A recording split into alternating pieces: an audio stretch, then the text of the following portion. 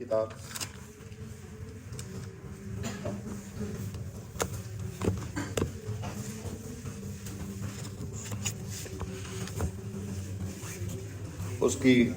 उसका पहला अध्याय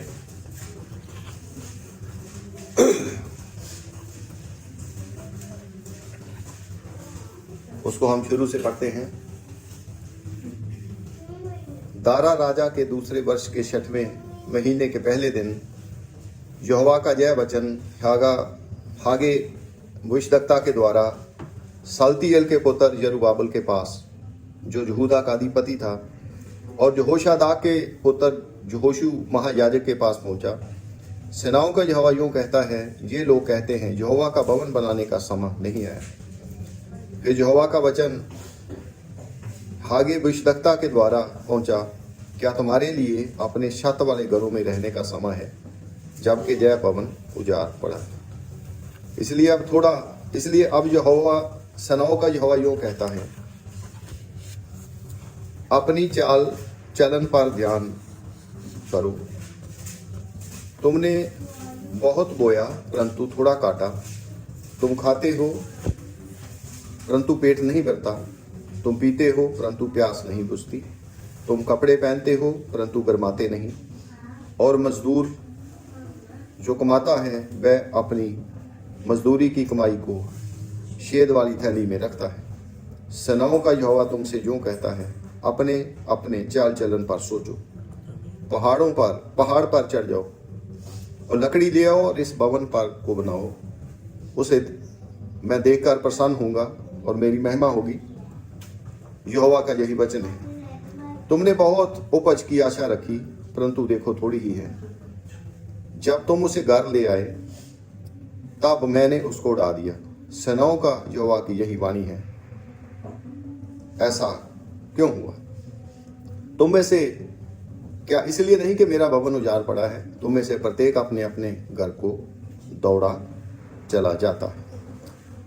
इस कारण आकाश से ओस गिरना और पृथ्वी से अन्न उपजना दोनों बंद हैं। मेरी आज्ञा से पृथ्वी और पहाड़ों पर और अन्न और नए दाख मधु पर और ताजे तेल पर और जो कुछ भूमि से उपजता है उस पर, और मनुष्यों और घरेलू पशुओं पर और उनके परिश्रम की सारी कमाई पर भी अकाल पड़ा है। प्रभु की आशीष उसके पढ़े गए वचन पर हो। आइए ईश्वर की दुआ करते हैं। प्यारे मेहरबान प्रभु यीशु मसीह, आपके महान नबी हागे भविष्यद्वक्ता के द्वारा आए हुए वचनों को जब हमने पढ़ा है, प्रभु यीशु मसीह जिस बोझ के साथ प्रभु यीशु मसीह वो वचन उस समय बोला गया, और ये सत्य है कि ये वचन आज भी उतना ही मायने रखता है, क्योंकि आज भी लोगों के हालात ऐसे ही हैं। आज भी प्रभु आपका भवन उस तरीके से मुकम्मल नहीं हुआ प्रभु, जिस तरीके से ये होना चाहिए प्रभु। और आज भी प्रभु यीशु मसीह लोग अपनी कमाई को मेरे प्रभु शेद वाली थैली में डालते हैं प्रभु। बड़ी बरकत दें। आज भी प्रभु यीशु मसीह बहुतों के लिए आकाश बंद है प्रभु, ओस गिरना बंद है प्रभु, धरती का फल आना बंद है प्रभु। आज भी एक अकाल की अवस्था है प्रभु। रहम करे, कृपा करे प्रभु, सब बातों में हमारी अगुवाई करें। तमाम चीज़ें मेरे प्रभु यीशु मसीह आपकी महिमा के लिए खुदावंद उसरने पाए। बड़ी बरकत दें प्रभु यीशु मसीह के नाम में। आप लोग बैठ सकते हैं।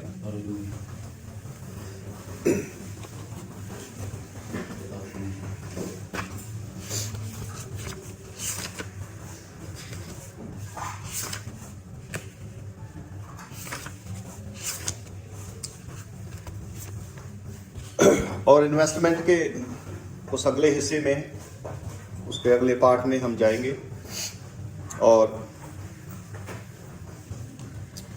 यहाँ पर हम कुछ चीज़ों को देखने का यत्न करेंगे और प्रभु दया करे कि हम ऐसा उसके अनुग्रह से कर पाएं। और यहाँ पर हम लोग देखते हैं कि जो लोग थे वो लगातार उस समय में, और ये भी मैं बताना चाहूँगा, आपने अगर वचनों से पढ़ा हो तो ये वो कैटेगरी है जो बाबल से बाहर आई हुई प्रजा है। ये बाबल की गुलामी से बाहर निकली हुई प्रजा है। ये जो वचन है जे बाबल के 70 सालों की गुलामी से बाहर लाए हुए लोगों के लिए है। और प्रभु उन्हें एक बार फिर और आप जानते हैं कि ये वचन उस समय आया जब अजरा के द्वारा उस हैकल को फिर से बनाना शुरू किया गया। और कुछ समय के बाद फिर हैकल बंद हो जाती है। वहां पर कुछ लोग थे शरारती अंसर, कुछ समय के लिए हैकल जो है उसका काम बंद हो जाता। अगर आप सोचे तो ये एक सीधी सीधी तस्वीर है उस वाली घटना की जो कि मोहरों के मुताबिक, नबी के संदेश के मुताबिक दुल्हन के साथ होने वाली है। क्योंकि संदेश हमें बताता है कुछ समय के लिए दुल्हन को भी अपना प्रचार बंद करना पड़ेगा, लेकिन उसके बाद यहां पर एक उछाल फिर आता है। और उस उछाल के बाद अब यहां पर एक सवाल यह भी है कि जो लोग प्रचार कर ही नहीं रहे उनके लिए तो एक तरीके से वो बंदी है नहीं। जो लोग अपने अपने कार्यों में, तमाम चीजों में लगे हुए हैं, तो उनके लिए तो एक तरीके से वो चीज बंदी है। उन्हें इस चीज से क्या फर्क पड़ेगा? उन्हें इस चीज से कोई ज्यादा फर्क जो है वो पड़ने वाला नहीं है। फर्क तो उनको है जो इस पे काम कर रहे हैं। हम लोग बात कर रहे थे कि यीशु मसीह, और ये बड़ा पॉइंट है अगर आप इसको थोड़ा समझ सके, और वो पॉइंट ये है कि यीशु मसीह ने ये कहा आकाश और पृथ्वी का सारा अधिकार मेरे पास है। समझ रहे बात को? एक समय था जब धरती का जो सारा सिस्टम है वो मूसा के कंट्रोल में है और आकाश का जो कंट्रोल है वो एलिया के पास है। लेकिन यीशु मसीह ने कहा कि आकाश और पृथ्वी का अब जो कंट्रोल है वो मेरे पास है, सारा अधिकार मेरे पास है। छोटा सा अधिकार नहीं, सारा अधिकार, पृथ्वी का सारा अधिकार, आकाश का सारा अधिकार। इसका मतलब यह है कि यीशु जो बनता है वो मूसा और एलिया दोनों को मिलाकर बनता है। आज अगर लोग, और ये बात सबके लिए, जो डिनोमिनेशन से आए या सीधे तौर पे मैसेजों में आए, उन्होंने मन फिराया, तौबा करी, यीशु मसीह के नाम में बपतिस्मा लिया, उसके बाद वो लगातार प्रेरितों की शिक्षा में लगे हुए हैं, उसके बाद वो रोटी तोड़ रहे हैं, उसके बाद वो प्रभु का प्रभु को भी दे रहे हैं। ये सारे हुक्मों की पालना हो रही है और हुक्म निकलते हैं मूसा की ओर से। तो आप ध्यान कीजिए कि आप जस्ट मूसा वाला हिस्सा ही पूरा कर रहे हैं, एलिया वाला हिस्सा भी बाकी। और जब तक एलिया वाला हिस्सा पूरा नहीं होता तब तक मसीह बनता नहीं है, तब तक आप एक अधूरे मसीह को लिए फिर रहे हैं। आप आने वाला हिस्सा तो पूरा कर रहे हैं, बाहर जाने वाला हिस्सा, या आप यूं समझो कि घर, एक स्कूल है ना, स्कूल भाई के स्कूल में भी बाहर लिखा होगा, पंजाबी में लिखा होता है, सीखण ले जाओ, सेवा ले जाओ। ये बात एक्चुअली बाइबल में फिट होती है। वो लगातार प्रेरितों की शिक्षा, संगति, रोटी तोड़ने में, प्रार्थना करने में लीन रहे। किस लिए? सारी उम्र सीखते रहो बस। एक बच्चा पैदा हुआ 2 साल का और उसकी उम्र 90 साल होगी और आज तक वो स्कूल ही जा रहा है नहीं?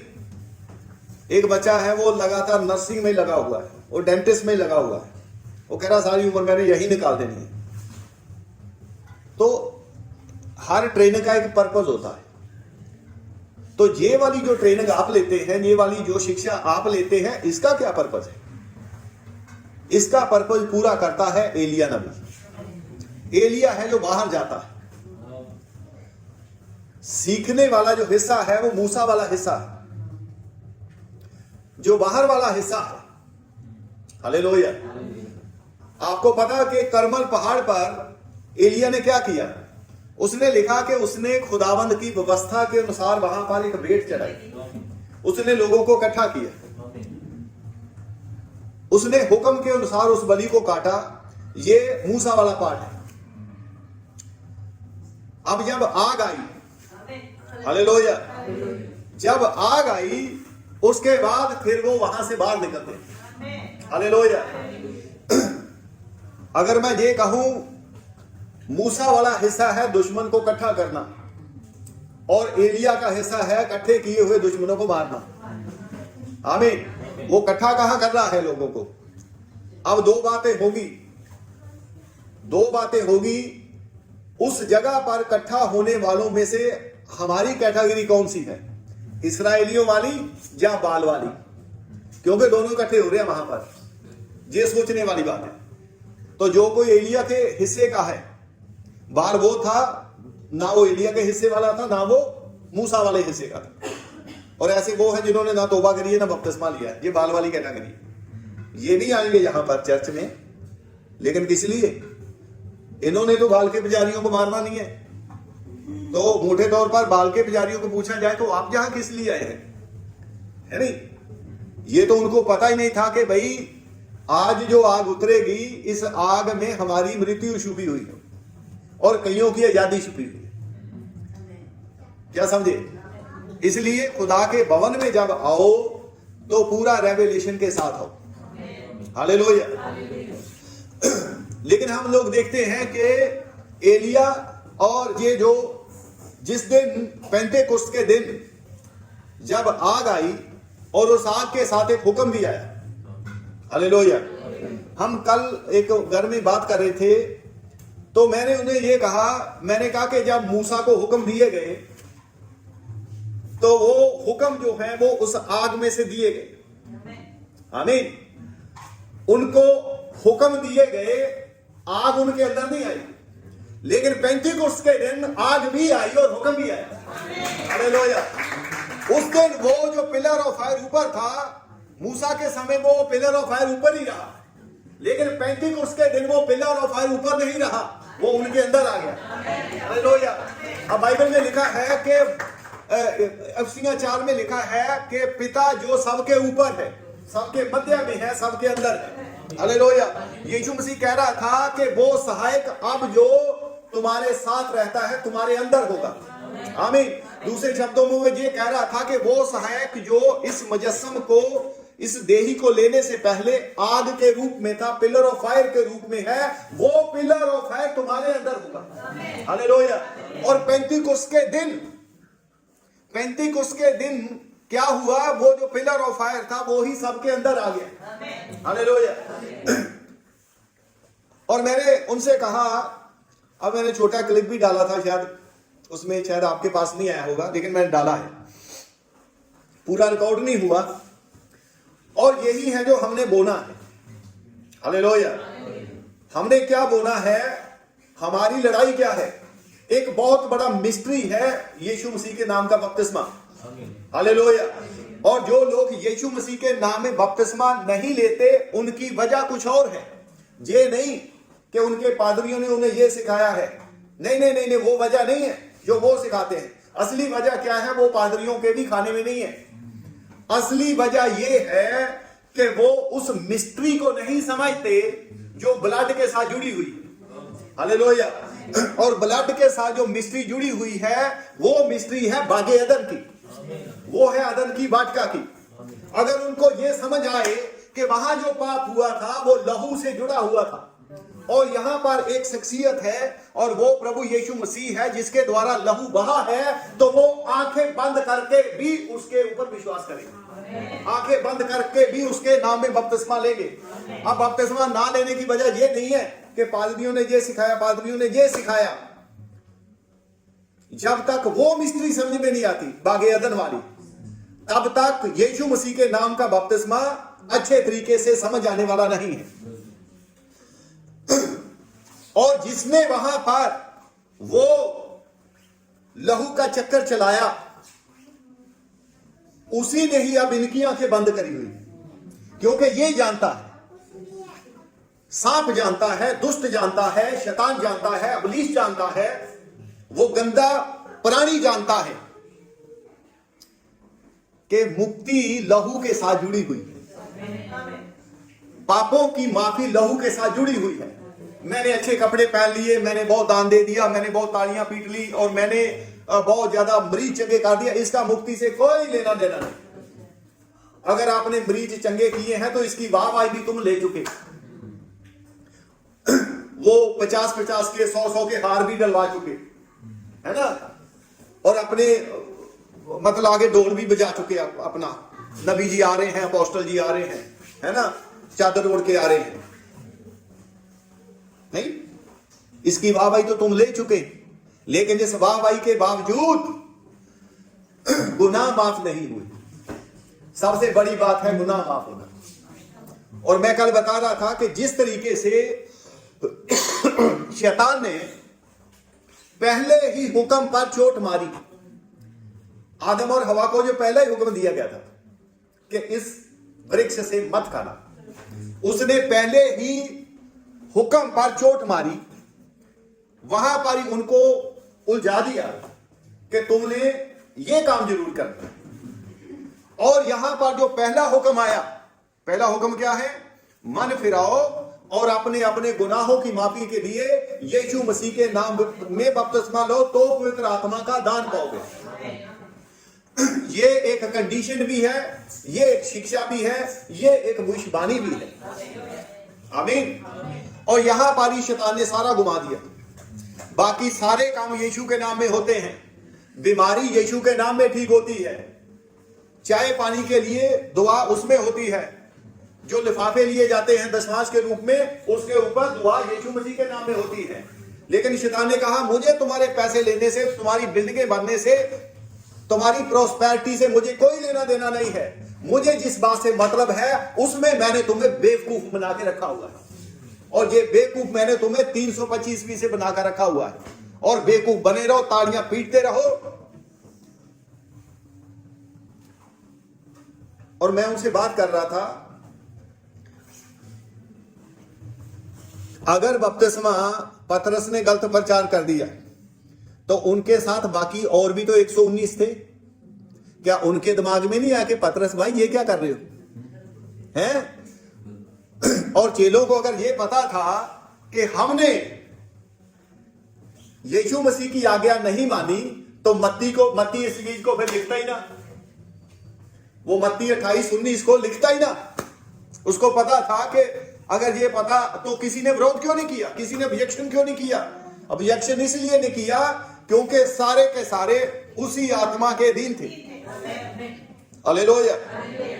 और फिर मैंने ये सवाल किया, अगर 2-2.5 हजार पहले जो योएल ने बोला था उसको समझने में अगर पतरस ने गलती नहीं करी, तो जो बात 10 दिन पहले दी थी उसमें गलती कैसे कर दी? उनके पास कोई जवाब नहीं था। मुंह बंद हो जाता है, मुंह बंद हो जाता है। हालेलुया। और हम डंके की चोट पे कहते हैं, और वो डाले जाते हैं, पिता के नाम में तुम्हें ये मिले। तो मैंने पूछा पिता का नाम क्या है? बोले आप जब स्वर्ग में जाओगे तो आपको पता चल जाएगा, हैं? मैंने कहा हमें पता है, वो यीशु, वो पिता का नाम क्या है? हालेलुया। पिता का भी नाम पता है, पुत्र का भी पता है, पवित्र आत्मा का भी पता है। हालेलुया। हमारे सामने हर नाम बेपर्दा है। हालेलुया। दूसरे शब्दों में हर एक भेद बेपर्दा है, क्योंकि हमने उसको ग्रहण किया है जिसकी सेवकाई में सारे ही भेद खुल गए। हालेलुया। हम एक बंद किताब को नहीं पढ़ते, हम एक खुली हुई किताब को पढ़ते हैं। हालेलुया। और खुली हुई किताब जो पढ़ता है, हालेलुया, वो फिर बंद दिमाग का भी नहीं होता, और बंद ये जहां भी नहीं, जहां कुछ मतलब अंदर लॉक लगे हुए हैं, हैं, दिल में 7-8 लोग लगे हुए हैं, उसका दिल भी खुला, दिमाग भी खुला, हर चीज खुली है। हालेलुया। यहां दिमाग बंद है, नहीं ब्रदर हम तो बात करने में थोड़ा सा ऐसे ऐसे करते हैं, क्यों, क्या प्रॉब्लम है? बात करने में क्या प्रॉब्लम है? अब हमें समझ आता है नबी क्या प्रचार करते हैं और नबी का क्या मतलब है और नबी तमाम चीजों में क्या बोलते हैं। हालेलुया। ये बात मैं इसलिए कर रहा हूं क्योंकि यही है जो आपको प्रचार करना है, यही है जो आपको प्रचार करना है। हालेलुया। और लोगों को आप वेद सुनाओ, उन्हें कोई प्रॉब्लम नहीं है, उन्हें अच्छी अच्छी बातें सिखाओ, वेद सुनाओ, उनके कोई प्रॉब्लम नहीं है, लेकिन प्रॉब्लम उन्हें कहां पर है? बपतिस्मे पर। और उनके अलावा उससे ज्यादा प्रॉब्लम उस दुष्ट आत्मा को है कि भाई, और वो सोचता है कि ये सारे काम करे, सारी बातें करे, लेकिन यीशु मसीह के नाम में बपतिस्मे की बात ना करे। वैसे हम आओ भाई जी, हो भाई जी, ठीक ठाक ठीक ठाक, चाय पियो, पानी पियो, लड्डू खाओ, लोहड़ी का त्योहार चल रहा है, हमने पिन्नियां बनाई हैं। मैंने कहा पिन्नियां खाएंगे, लेकिन मैं भी जो पेड़ा लेकर आया हूं पहले वो खाओ। हालेलुया। ये बड़ा जरूरी है। हालेलुया। क्योंकि हम लोग ऐसे दिनों में रह रहे हैं जहां पर ये तमाम चीजें चल रही हैं, और यही हमारा प्रचार है। आपको शुरुआत कहां से करनी चाहिए? ठीक यहां से चेलों ने करी। हालेलुया। लेकिन आप ये शुरुआत कर नहीं सकते अगर आपके पास हुक्म है। हुक्म तो उनके पास भी थे, उनके पास हुक्म था ना कि जाओ सारी दुनिया में जाओ प्रचार करो, लेकिन हुक्म से प्रचार नहीं होता। हुक्म मिल गए, यीशु मसीह ने सिखा दिया, इसे प्रचार नहीं हुआ। प्रचार हुआ जब आग आई। हालेलुया। आग आई, बल्कि मैं ये कहूंगा कि जिस आग से हुक्म आए थे, वो आग जब आई, हालेलुया, तो फिर से वो हुक्मों का पालन शुरू हुआ। हालेलुया। आपको बाहरी रूप से लगेगा पेंतीकोस्त के दिन पतरस प्रचार कर रहा है, नहीं, पतरस प्रचार नहीं कर रहा, वो आग प्रचार कर रही है। हालेलुया। वो आग थी जिसने उनके ऊपर से फरीसियों ग्रंथियों का तमाम खलकत का डर खत्म कर दिया, जला दिया। हालेलुया। बड़े बड़े भाले, बड़े बड़े नेजे, बड़ी बड़ी सलीबे, है ना, इतनी इतनी चौड़ी दीवारें कैद खानों की, उन सब को मानो आग ने डर सारा खत्म कर दिया। बड़ी बड़ी जंजीरें, काल कोठड़ियां, हैं, भूखा रहना, ये सारा डर उस आग ने खत्म कर दिया। आग जब आती है डर खत्म कर देती है। हालेलुया। करमल पहाड़ पर भी क्या हुआ? इस्राएलियों के अंदर से डर खत्म हो गया, है ना। अहाब हमारा क्या करेगा, है? उनको भी ये पता था एलिया को पकड़ने के लिए सारे देश में वो चीजें छोड़ी गई हैं, लेकिन उन 7,000 के ऊपर डर नहीं था कोई भी। हालेलुया। क्योंकि आग जब आई तो डर खत्म हो गया। पेंतीकोस्त के दिन जब आग आई, डर खत्म हो गया। हालेलुया। जब मूसा पहली बार मिला आग से, उस आग ने डर खत्म कर दिया। एक बंदा जा रहा है, एक बंदा अपनी गदी पर कुछ सामान लादकर अपने बेटों को लेकर, पत्नी को लेकर कहां जा रहा है? एक देश जीतने। हालेलुया। बड़ी बेवकूफी सी बात लगेगी, एक देश जीतने जा रहा है एक बंदा। एक बंदा क्या कर सकता है? एक बंदा मूसा जैसा हो तो दुनिया हिला के रख देगा। हालेलुया। और आज खुदा को ऐसा ही एक बंदा चाहिए। हालेलुया। उसको बहुत बड़ी सेना नहीं चाहिए, उसको बहुत बड़ा एक मतलब खचाखच भरा हुआ हाल नहीं चाहिए। उसको सिर्फ एक बंदा चाहिए मूसा जैसा, उसको एक बंदा जैसा चाहिए एलिया जैसा, और उसको एक बंदा चाहिए यूहन्ना बपतिस्मा देने वाला, और उसको एक बंदा चाहिए संत पौलुस जैसा, पतरस जैसा, और हमारे युग के नबी जैसा। हालेलुया। जिसने केले ने सारी दुनिया पूरी तरीके से हिला कर रख दी। हालेलुया। इसके बावजूद वो इतना हम्बल दीन है। कोई कहेगा मैं भाई ब्रैनम जैसा ही प्रचार करता हूं, आपका प्रचार मैंने रखता है, लेकिन दूसरी बात यही है, क्या आप में वो दीनता है? क्या आप में वो नम्रता है? क्या आप में वो हम्बलनेस है जो उसके अंदर थी?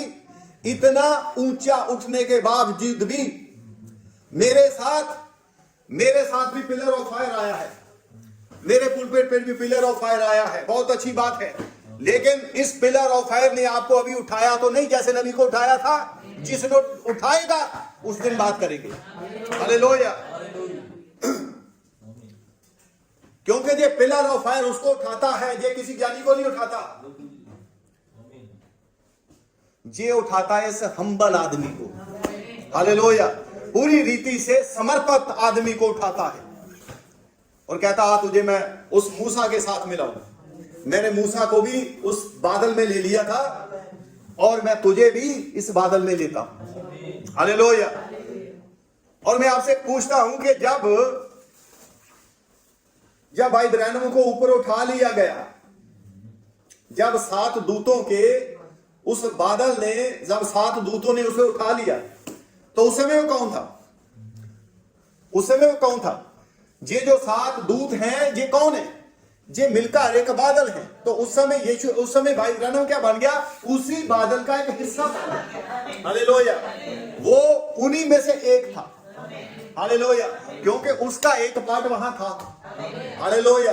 उसका एक पार्ट था, इसीलिए वो ऊपर उठा लिया गया। हालेलुया। प्रभु के नाम की महिमा हो ऐसे सेवा के लिए। हालेलुया। हेगे नबी, कुछ बातें मैं बीच में बपतिस्मे की भी करता जाऊंगा, क्योंकि यही सबसे बड़ी प्रॉब्लम है। जिसको बपतिस्मा समझ आ गया, समझ लो उसको सारी बाइबल क्लियर हो गई। ये बपतिस्मा बाप बेटा पवित्र आत्मा के नाम देने का काला, ये बपतिस्मे का मतलब नहीं है। ये इसलिए भी देते हैं क्योंकि ये मानते हैं कि खुदाइयत में 3 है। तो मैंने उनसे सवाल पूछा कि मरियम जब पवित्र आत्मा से गर्भवती पाई गई, तो मैंने कहा जिस शख्स से कोई औरत गर्भवती होती है, होने वाले बच्चे का बाप कौन होता है? तो यहां पर पवित्र आत्मा ही यीशु मसीह का पिता है। तो मैंने कहा यहां पर एक तो चीज खत्म हो गई कि भाई एक पिता है, एक पवित्र आत्मा है, क्योंकि पवित्र आत्मा ही पिता है। हालेलुया। जिसको यीशु मसीह पिता कहता है वो वास्तव में पवित्र आत्मा है। हालेलुया। क्योंकि वो पवित्र आत्मा से पैदा हुआ है। वो पवित्र आत्मा से पैदा हुआ है। अब रह गए 2।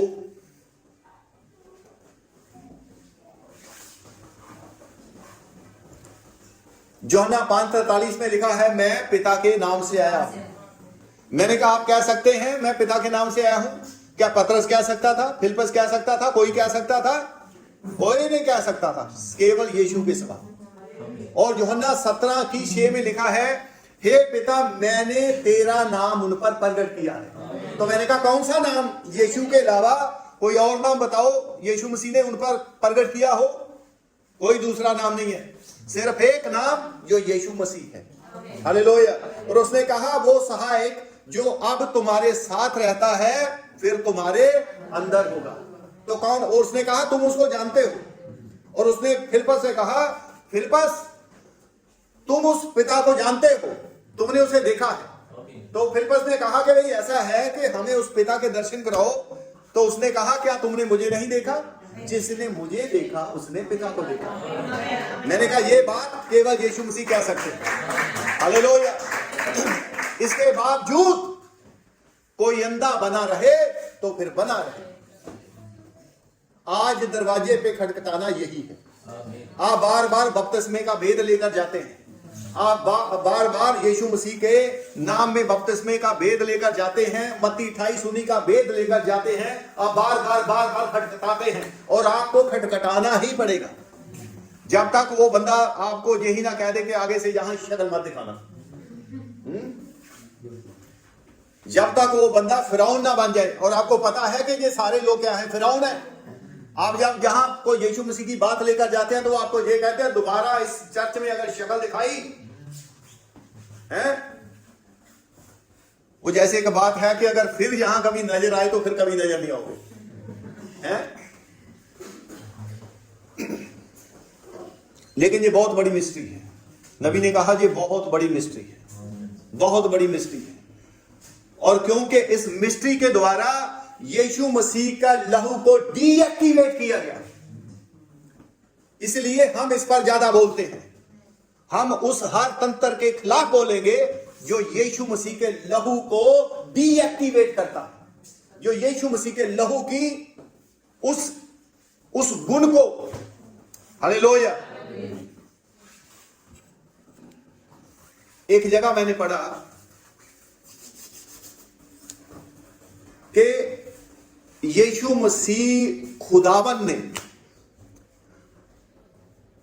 लहू के गुण के अनुसार उसको जिंदा किया।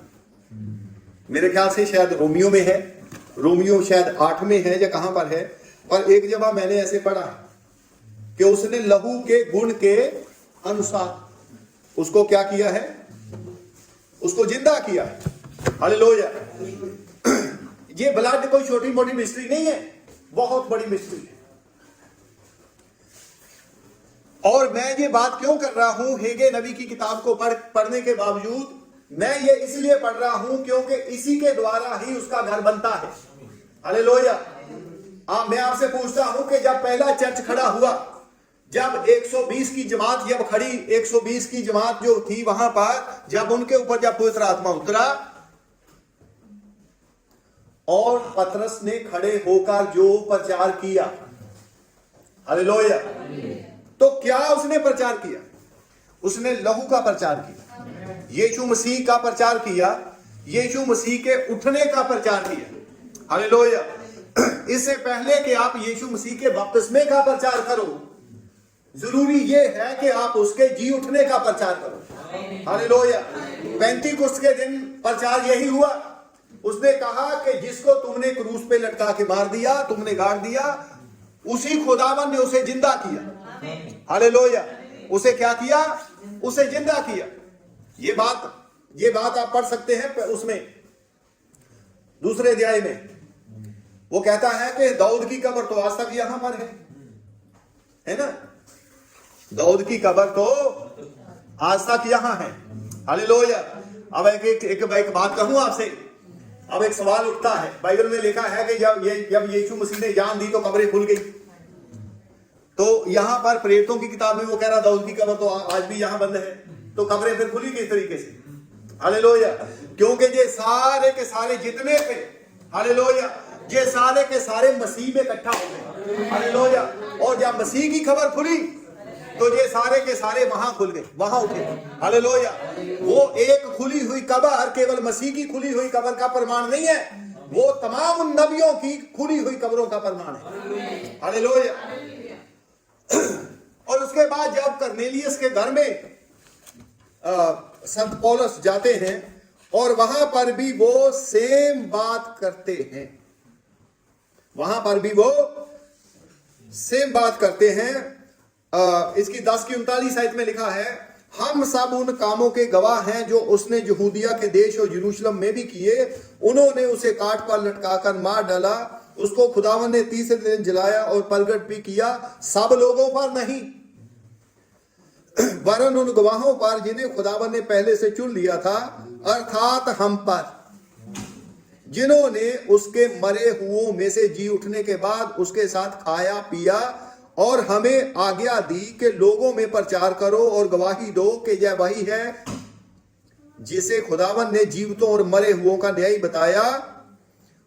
उसकी सब भविष्यद्वक्ता गवाही देते हैं कि जो कोई उस पर विश्वास करे उसको उसके नाम के द्वारा पापों की क्षमा मिलेगी। हालेलुया। बाइबल में लिखा है कि पतरस ये बातें कर ही रहा था। कौन सी बातें कर रहा था? उसके जिंदा होने। हालेलुया। अगर आप पेंतीकुस्त में ऑर्डर देखें तो वहां पर भी वो पहले ये बातें कर रहा है, वो पहले ये बातें कर रहा है। और इन बातों को सुनने के बाद उनके हृदय सिध गए। इसके बाद उन्होंने पूछा, हे भाइयों हम क्या करें? उसके बाद प्रचार होता है यीशु मसीह के बपतिस्मे का। हालेलुया। इससे पहले कि यहां पर आप देखें, आज सीधा सीधा जाकर पैटर्न वही लेने की जरूरत है जो पतरस ने दिया। पहले गवाही उसके जी उठने की, पहले गवाही उसके गाड़े जाने की, उसके जी उठने की, फिर बपतिस्मे की, जो एक ठीक तस्वीर बनती है कि जैसे वो गाड़ा गया, जी उठा, वैसे तुम्हारा बपतिस्मा होगा, तुम जी उठो। हालेलुया। एक पैटर्न सेट जो है यहां पर पौलुस जो है इस प्रकार से करता है। हालेलुया। और हम लोग यहां पर देखते हैं कि जो लोग हेगे नबी के दिनों में थे, ये सारे लोग बाबल की गुलामी से बाहर आए। ये 7 दशक यानी 70 साल की गुलामी से ये लोग बाहर आए हैं। और ये लोग बहुत ज्यादा फोकस थे अपने अपने घर बनाने में, लेकिन इनका खुदा का घर बनाने में, उसारने में क्या इंटरेस्ट था? Zero interest. आमीन। ये जीरो इंटरेस्ट था। लेकिन आप देखें कि यहां पर जो घर बनता है पेंतीकुस्त के दिन, तो वो कैसे बना? गवाही से। किस गवाही से? उस गवाही से नहीं जो केवल हुक्म थे। यीशु मसीह ने सारा कुछ सिखाया हुआ था। हालांकि ये लोगों को बीमार भी चंगे हो रहे थे, तमाम चीजें हो रही थी।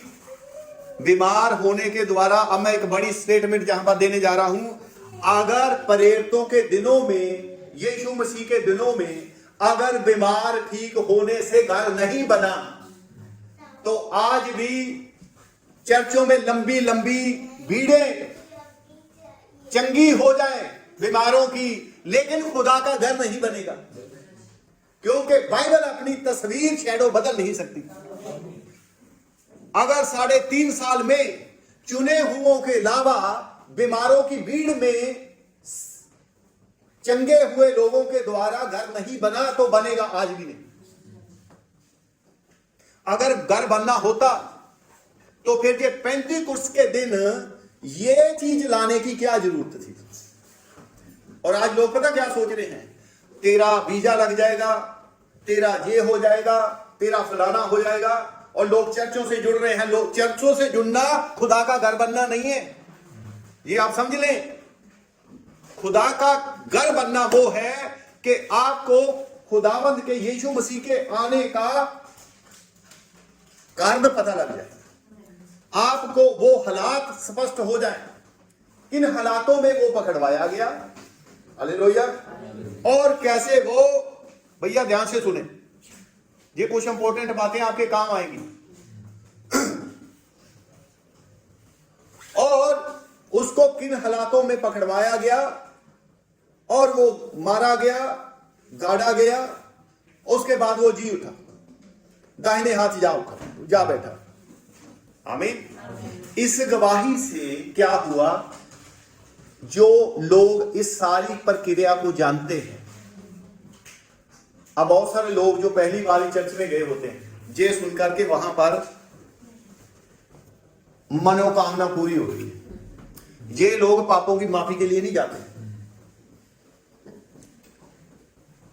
घर उन लोगों से बनता है जो ऐसी चीजों के लिए नहीं आते, जो पेंतीकुस्त के उन 3000 लोगों की तरह केवल और केवल भक्ति के लिए खुदा के पास जाते हैं। ये लोग हैं जो खुदा का घर बनते हैं। आमीन। ये लोग हैं जिनका उद्देश्य पापों की माफी होता है। इनका उद्देश्य सिर्फ एक था, इनका उद्देश्य ये था कि हम पापों से निजात कैसे पाएं, इसके लिए हमें क्या करना चाहिए हैं? आज लोग नहीं पूछते कि हमें पापों से बचने के लिए क्या करना चाहिए। पादरी साहब पूछते हैं, मैं आपके लिए क्या करूं? कि आप, और वो इसी फिराक में रहता है कि किसी ना किसी तरीके से ये मेरे साथ जुड़ जाए हैं? एक ने मुझे ऑफर दिया, आप मेरे साथ आओ, एक रात दुआ करो, बेजा हो जाएगी, बल्ले बल्ले हो जाएगी, हैं? हाहाकार मच जाएगी। नहीं, मुझे हाहाकार नहीं चाहिए, मुझे तो जय जयकार चाहिए खुदा की, अपनी नहीं। तो वो कह रहा आपकी जय जयकार, मैं कहा मुझे अपनी जय जयकार नहीं चाहिए, हैं?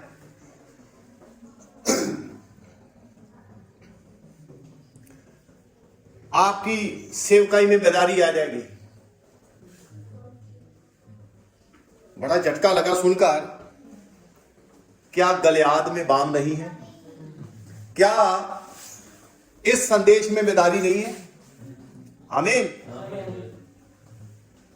इसमें बेदारी है, लेकिन इसको बेदारी लेने वाली, हालेलुया। आज मैं एक और बात कहूं, मैसेज के पास सच्चे लोग वो हैं जो यहां पर उन लोगों की तरह वो पापों की माफी लेने आए थे।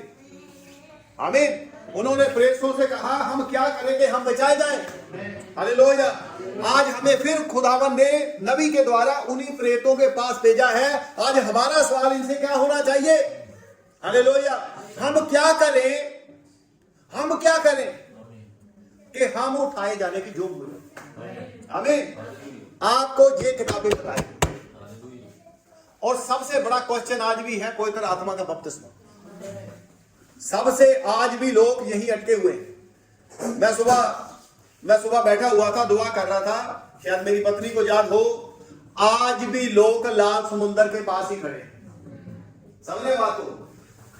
मिशनों वाले लाल समुंदर के इधर खड़े हैं क्योंकि उनका बपतिस्मा वैसे हुआ ही नहीं जैसे होना था। ठीक है, सही बोल रहा हूं? वो लाल समुंदर के इधर खड़े हैं, यानी मिस्र में ही है। इसीलिए तो यहां पर भी आम चर्चों में आप देखोगे तो लोग वहां पर जो आते हैं उन्होंने मतलब अलग अलग प्रकार की जीने शीने हैं, और मतलब जितना भी ज्यादा स्किन टाइट हो सके है, जितना ज्यादा लोगों को अट्रैक्टिव कर सके, है ना, वो पहन सके, जितना ज्यादा आंखों को बरीक कर सके, हैं, ये तीर की तरह लगे देखने वाले के ऊपर, है ना, कुछ और कटिंग शटिंग हो जाए, कुछ और ज्यादा अट्रैक्टिव हम हो जाएं। ये सारे काम इसलिए हैं क्योंकि ये अभी लोग मिस्र में हैं, अभी ये लाल समुंदर के इधर साइड है। ये सारी चीजें तो तौबा में ही खत्म हो जाती हैं। इसीलिए लोगों वो ही ड्रेस पहन रहे हैं जिसका व्यवस्था विवरण 22:5 में खुदा ने मना किया है। औरत के ऊपर आदमी का वस्त्र नहीं होना चाहिए, ना ही औरत आदमी के ऊपर औरत का वस्त्र हो, और आदमी लंबे लंबे बाल रख रहे हैं। आपने देखा, जहां बाहर देखोगे आप, हैं, यहां ये डले हुए हैं, कुछ कुछ कहता है ये है कोका, कान की बाली, नहीं, ये सारी चीजें क्या बता रही हैं? ये चीजें ये बता रही हैं कि ये अभी मरे नहीं है, और इनका बपतिस्मा मिशनों वाला है। और एक ने देखा, एक ने बाजू पे इतना बड़ा वो बनाया हुआ, पता नहीं यीशु मसीह का वो वाला, वो उसको क्या कहते हैं, टैटू। यीशु मसीह दिल में ना हो या ना हो, है, मेरी बाजू पे है। अब टैटू बना है यीशु मसीह का, तो जाहिर है कि बहन फिर उसे मजबूरी यहां तक ही करना पड़ेगा, क्योंकि यीशु मसीह दिखाना भी है, नहीं?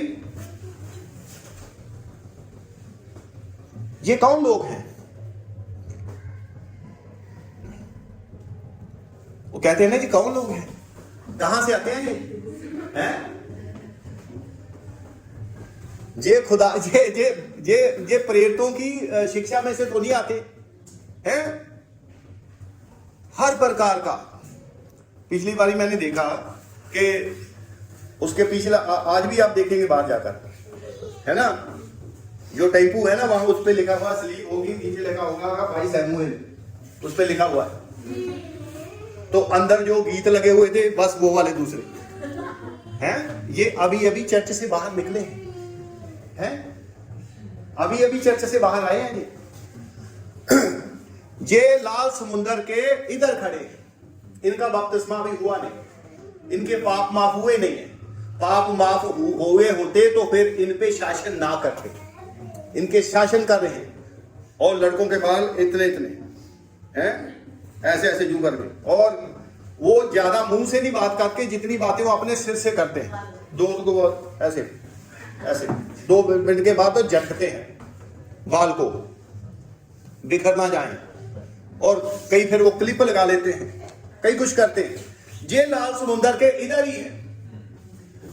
और एक वो है जिन्होंने बपतिस्मा ले लिया यीशु मसीह के नाम में, खुदा का चलो शुक्र है कि उनका बपतिस्मा हो गया, लेकिन बपतिस्मा लेके लाल समुंदर के यही खड़े हैं, आगे होकर कुछ नहीं जा रहे। किताब क्या कहती है, मूसा क्या कहता है, व्यवस्था की किताब क्या कहती है, ये मैसेज क्या कहता है, उसमें आगे कुछ नहीं है ना। वहां से खड़े होकर फिर वो लाल समुंदर को देख रहे हैं, है ना। अब खैर हम इधर वैसे तो जा नहीं सकते, तो कैसे जाएंगे, नहीं, या तो पुल हो या प्लेन है, by the way of plane फिर उस मिस्र में दाखिल होता है, एंटर है। क्या समझ रहे हैं बात को? वचनों में कोई लेना देना नहीं है। ध्यान कीजिए, बपतिस्मा लेने के बाद एक जंगल है, यहां से होकर आपको गुजरना है। लेकिन हैरानी की बात यह ही है, इस जंगल में ही व्यवस्था समझाई जाती है। इस जंगल में ही प्रभु का वो चट्टान वाला हिस्सा प्रकट होता है। वो चट्टान जो उनके आगे आगे चलती थी वो मसीह था। वो चट्टान कहां प्रकट होती है? वो मिस्र में प्रकट नहीं होती, वो जंगल में प्रकट होती है, बपतिस्मे के और कनान की धरती के बीच में आती है आज। और इसी को कहते हैं लगातार सीखना। केवल सीखना नहीं, उसके अनुसार काम भी करना। हालेलुया। प्रभु कुछ कहते थे और लोग जब उस पर नहीं काम करते थे और अपनी अपनी दलीलें देते थे, तो उसके बाद क्या होता था? एक बड़ी समस्या आती थी। आमीन। अब यहां पर जो हेगे नबी है, ये उन लोगों से बात कर रहा है जो बाबल से बाहर आए हुए। आमीन। और इनका कोई भी इंटरेस्ट नहीं है खुदा के घर में। अब यहीं पर ही है सारी बात। यीशु मसीह ने कहा, आज आपको एक चीज समझ आएगी। यीशु मसीह ने कहा, मत्ती 6 की शायद 33 आयत है, यहां लिखा है, उसके राज और धर्म की खोज करो तो ये सब वस्तुएं तुम्हें दी जाएंगी। आमीन। लेकिन आज को की चीज समझ में आ जाएगी कि वो राज और धर्म है किस लिए, और ये इसका आंसर आपको मिलता है हेगे नबी की किताब में।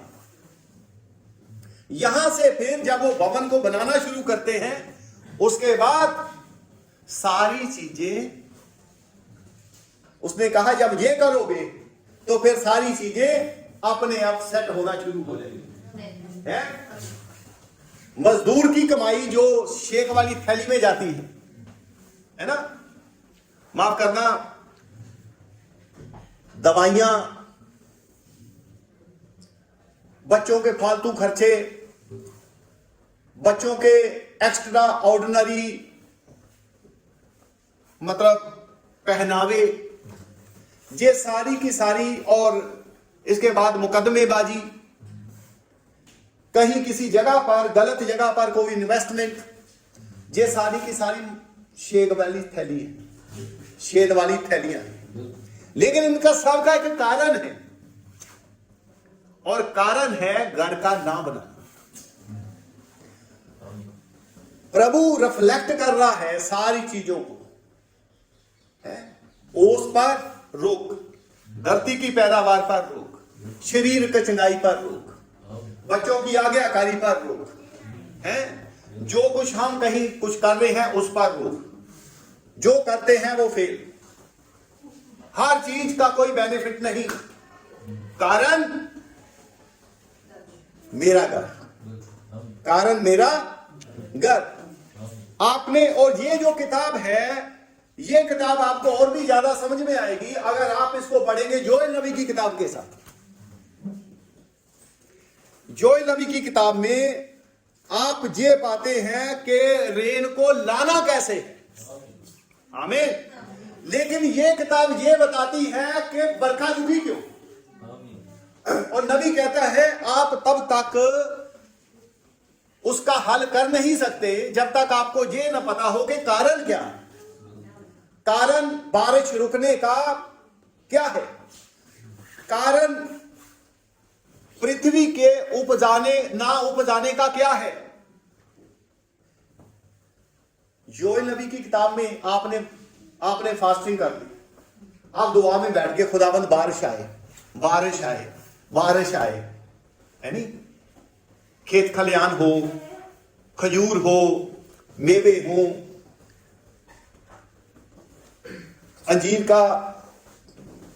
अंजीर की उसको बाड़ियां लगे, जैतून का पेड़ आए, अंगूर की तमाम चीजें फसलें हो, अनार सेब कई कुछ आए। लेकिन सवाल ये है, हेगे नबी ये कहता है कि बेटा पहले ये तो समझ लो कि बारिश रुकी क्यों थी। आप बारिश मांगोगे, मैं बारिश भेज दूंगा, लेकिन बारिश रुकी क्यों, वो अगर समझ में नहीं आया तो ये बारिश फिर रुकेगी, ये बारिश फिर रुकेगी। समझने बात को।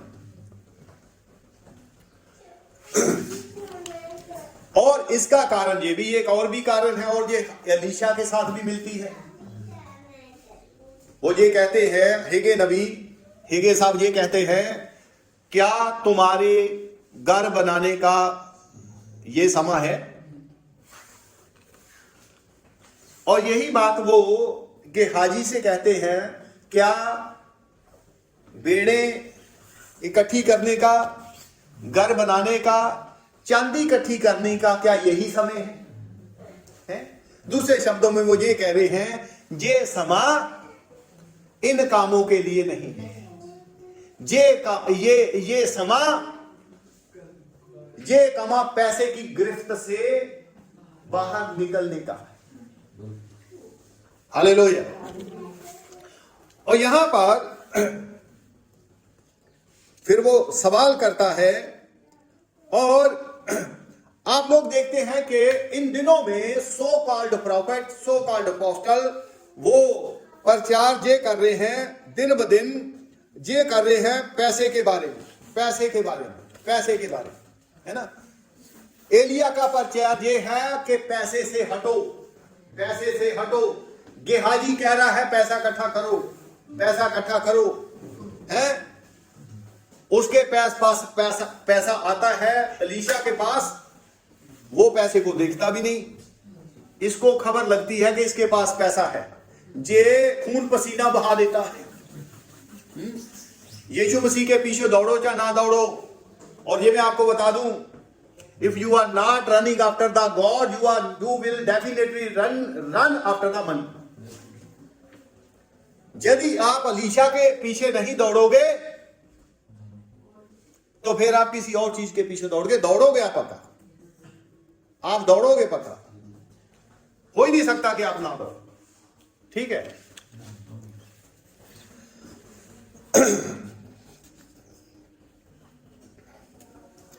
और एक बार मैंने ऐसे बोला था कि जो कुछ पौलुस ने छोड़ा, आज बहुत सारे प्रचारक लोग उसी को इकट्ठा करने के लिए आ रहे हैं। और ये बात मैंने हवा में नहीं बोली थी, ये बात बाइबल में दर्ज है। जो कुछ एलीशा ने छोड़ा वो लेने के लिए गेहाजी आया।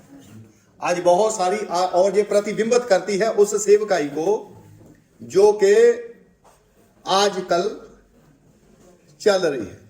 और इससे हमें ये पता चलता है कि पवित्र आत्मा कभी भी कोई स्टेटमेंट यूं ही नहीं देता, हवा में नहीं देता। हालेलुया। और हम लोग जानते हैं कि ये जो किताब है, जो हेगे नबी की किताब है, ये बाइबल की दूसरी किताबों के भी कुछ चिन्ह जो हैं, कुछ बातें आपके आगे जो हैं क्या करती हैं, वो प्रकट करती हैं। अब दिमागी तौर पर एक बंदा जो बहुत विकसित होगा वो पता क्या कहेगा, भाई हम लोग तो सीरिया के अंडर हैं, हम तो राम के अंडर हैं, हम तो गुलामी में हैं, हम तो काल के दिनों में रह ही रहे हैं, तो क्या ऐसे समय में पैसा नहीं इकट्ठा करना चाहिए? क्या समझ रहे? अब एलीशा समझा क्या रहा था गेहाजी को वो समझा ये रहा था कि पैसा इकट्ठा करना इस काल की समस्या नहीं, समस्या का हल नहीं है। काल की समस्या का हल ये है कि तुम्हें ये पता चले कि तुमने खुदा को कहां पर ठुकराया था और तुम उसी जगह पर वापस आ जाओ। पैसा इकट्ठा करने से समस्या हल नहीं होगी। आप इकट्ठा करोगे और दूसरा बंदा आएगा सीरिया का, है नहीं, चलो नमान भी वहां का ही है, नमान को चलो चंगाई मिल गई तो वो थोड़ा सा रहम दिल हो गया इनके लिए, तो बाकी कोई और आ जाएगा, है नहीं। तो वो इकट्ठा किया सारा कुछ, वो लेके चला जाएगा। सवाल तो ये है कि अकाल पड़ा क्यों, और अकाल पड़ने का कारण यही था जो कि हेगे नबी बता रहे हैं। बाइबल में जितने भी काल पड़े हैं वो उसका कारण यही है कि लोगों को खुदा के घर से कोई लगाव रहा नहीं।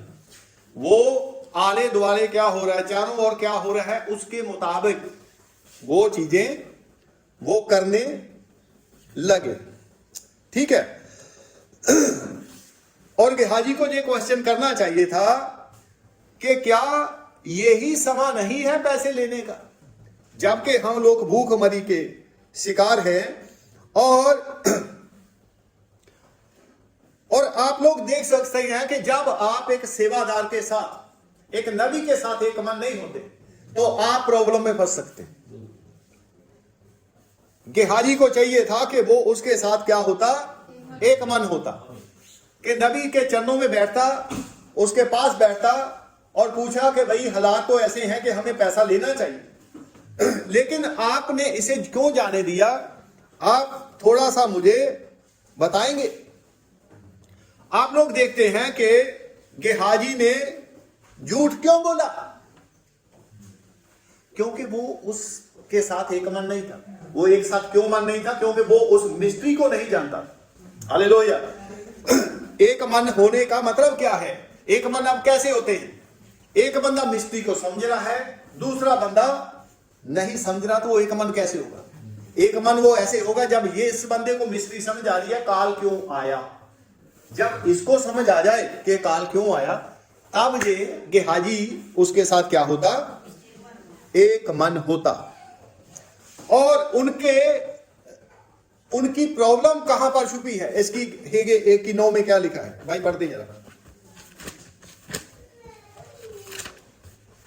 ਬਹੁਤ ਹੀ ਆਸ ਸੀ ਪਰ ਵੇਖੋ ਤੁਹਾਨੂੰ ਪਤਾ ਮਿਲਿਆ ਅਤੇ ਜਦ ਤੁਸੀਂ ਉਸ ਨੂੰ ਆਪਣੇ ਘਰ ਲਿਆਏ ਤਾਂ ਮੈਂ ਉਸ ਨੂੰ ਫੜਾ ਵੀ ਦਿੱਤਾ। क्यों यहां पर वो पूछते हैं ऐसा क्यों हुआ। वो बार बार एक क्वेश्चन, प्रभु आपको सीधा सीधा जवाब नहीं देता। प्रभु आपके सामने, आपके अंदर एक सवाल इंजेक्ट करने की कोशिश करता है। मैं सही बताऊं, और अगर वो सवाल गहरा चला जाए किसी के अंदर, समझ रहे बात को, तो वो है सवाल जो आपको वाक्य भक्ति की लाइन पर पड़ा। सवाल सवाल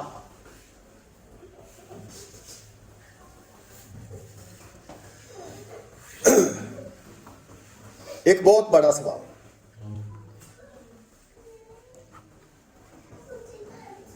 और उसने कहा क्योंकि मेरा घर उजाड़ पड़ा है, और इंग्लिश में लिखा है while each one of you busies himself with his own house, जबकि तुम में से हर कोई अपने अपने घर में बिजी है, बच्चों में बिजी है, उसमें बिजी है, इसमें बिजी है, न जाने किस किस में बिजी है, सिवाय प्रभु के घर के। हमें प्रेरितों की शिक्षा की ओर फेरा गया है। क्या प्रेरित लोग किसी और काम में बिजी थे?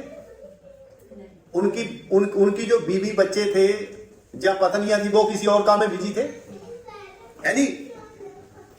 जे प्रेरितों की शिक्षा की ओर आना केवल यीशु मसीह के नाम का बपतिस्मा नहीं है, केवल लगातार संगति करना नहीं है, और भी बड़ा कुछ है। और ये सब कुछ के पास क्या जुड़ी हुई है, तोबा। और तोबा ही खतना है, तोबा ही खतना है।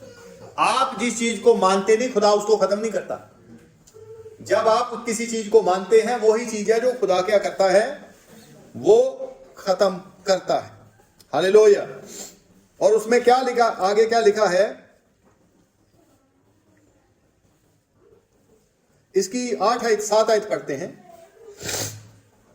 ਸ਼ਹਿਰਾਂ ਦਾ ਯੋਗਾ ਇਹੋ ਆਖਦਾ ਹੈ ਕਿ ਤੁਸੀਂ ਆਪਣੇ ਚਾਲੇ ਦੀ ਧਿਆਨ ਦਿਓ, हाँ जी, ਪਹਾੜ ਤੇ ਚੜੋ, ਲੱਕੜੀ ਲਿਆਓ, ਇਸ ਭਵਨ ਨੂੰ ਬਣਾਓ, ਭਈ ਮੈਂ ਉਸ ਤੋਂ ਪ੍ਰਸੰਨ ਹਾਂ ਅਤੇ ਮੇਰੀ ਵਡਿਆਈ ਹੋਵੇ, ਯੋਗਾ ਕਹਿੰਦਾ ਹੈ।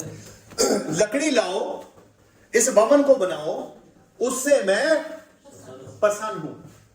ये सारी चीजें खुदा ने उदासी की हालत में, अप्रसन्नता की हालत में इस्राएलियों से वापस ले ली, इस्राएलियों से वापस ले ली। एक चीज बताऊं आपको, ये जो इस्राएलियों को मिला था, ये इस्राएलियों की अपनी करतूतों, अपनी भक्ति के कारण नहीं मिला था। ये इनको मिला था इनके कुछ नबियों की अच्छे चाल चलन के कारण। ये मिला था अब्राहम, सबसे पहला वादा किसको दिया? अब्राहम को। इसका मतलब है कि अब्राहम का चाल चलन वचन के अनुसार बड़ा सही था। हालेलुया। बेशक कुछ गलतियां हुई, लेकिन यहां पर जब हुक्म आता था, आप कहोगे वो तो हंसा। जब उसने कहा कि तेरे इसहाक होगा, तेरे पुत्र होगा, और वो हंसा, लेकिन बाइबल कहती है मन में हंसा। सारा ने ये कहा कि क्या एक औरत का पति जब बूढ़ा हो गया होगा तो क्या उसे कुछ इससे कुछ आनंदित होगी वो? तो उसने कहा कि सारा ये कहकर मन में क्यों हंसी, बाहरी रूप से नहीं हंसी, अंदर अंदर अंदर।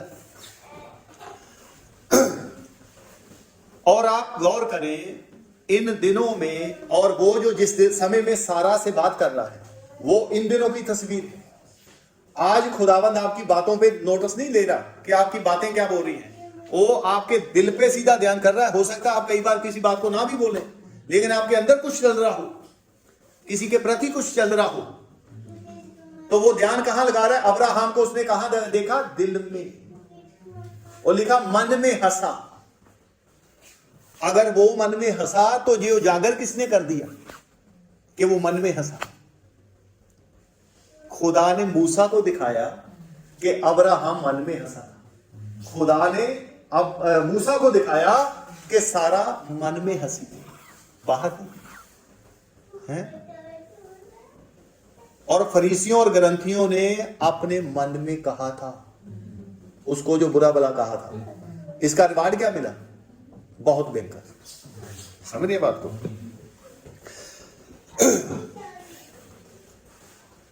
उसने कहा कि खुदा ने उनको ब्लेस किया इस्राएल को, और जिसके कारण वो क्या हुआ? वो ग्लोरीफाइड हुआ। हालेलुया। कैसे वो ग्लोरीफाइड हुआ? जब वास्तव में इस्राएल का भवन बना, जब हैकल बना, तब दूसरे सारे लोग वहां आने लगे और खुदा के लिए बेटे लाने लगे और खुदा की महिमा करने लगे कि इस्राएल में वाकई एक खुदा है। हालेलुया।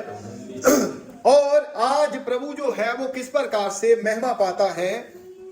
जब लोगों के द्वारा उसका फ्रूट उसके जीवन से क्या होता है? नबी कहता है कि फ्रूट हमें पैदा नहीं करने होते, वो तो अपने आप ही निकलते हैं, वो तो अपने आप ही निकलते हैं। हालेलुया। और आप लोग देखते हैं कि उसने कहा कि जब तुम इसे अपने घर में लाए तो मैंने इसे उड़ा दिया। क्यों उड़ा दिया? कोई फजूल खर्ची निकल आया? कि फजूल खर्ची क्यों निकल आया? हर चीज का जवाब यही है, क्योंकि मेरा भवन वीरान पड़ा है, मेरा भवन वीरान पड़ा है। ये चीजें मेरे दिमाग में आई, इसलिए मैंने सोचा, एक दिन मैंने कहा कि यार मेरे कुछ पैसे ऐसे किसी जगह पर जो हैं वो ऐसे फंसे हुए हैं, ठीक है।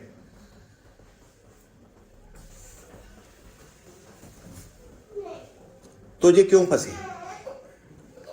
तो मेरे अंदर आया, बेटे हेगे की किताब पढ़ो। और तब मैं ये इन्वेस्टमेंट वाले भी उसमें चल रहा था।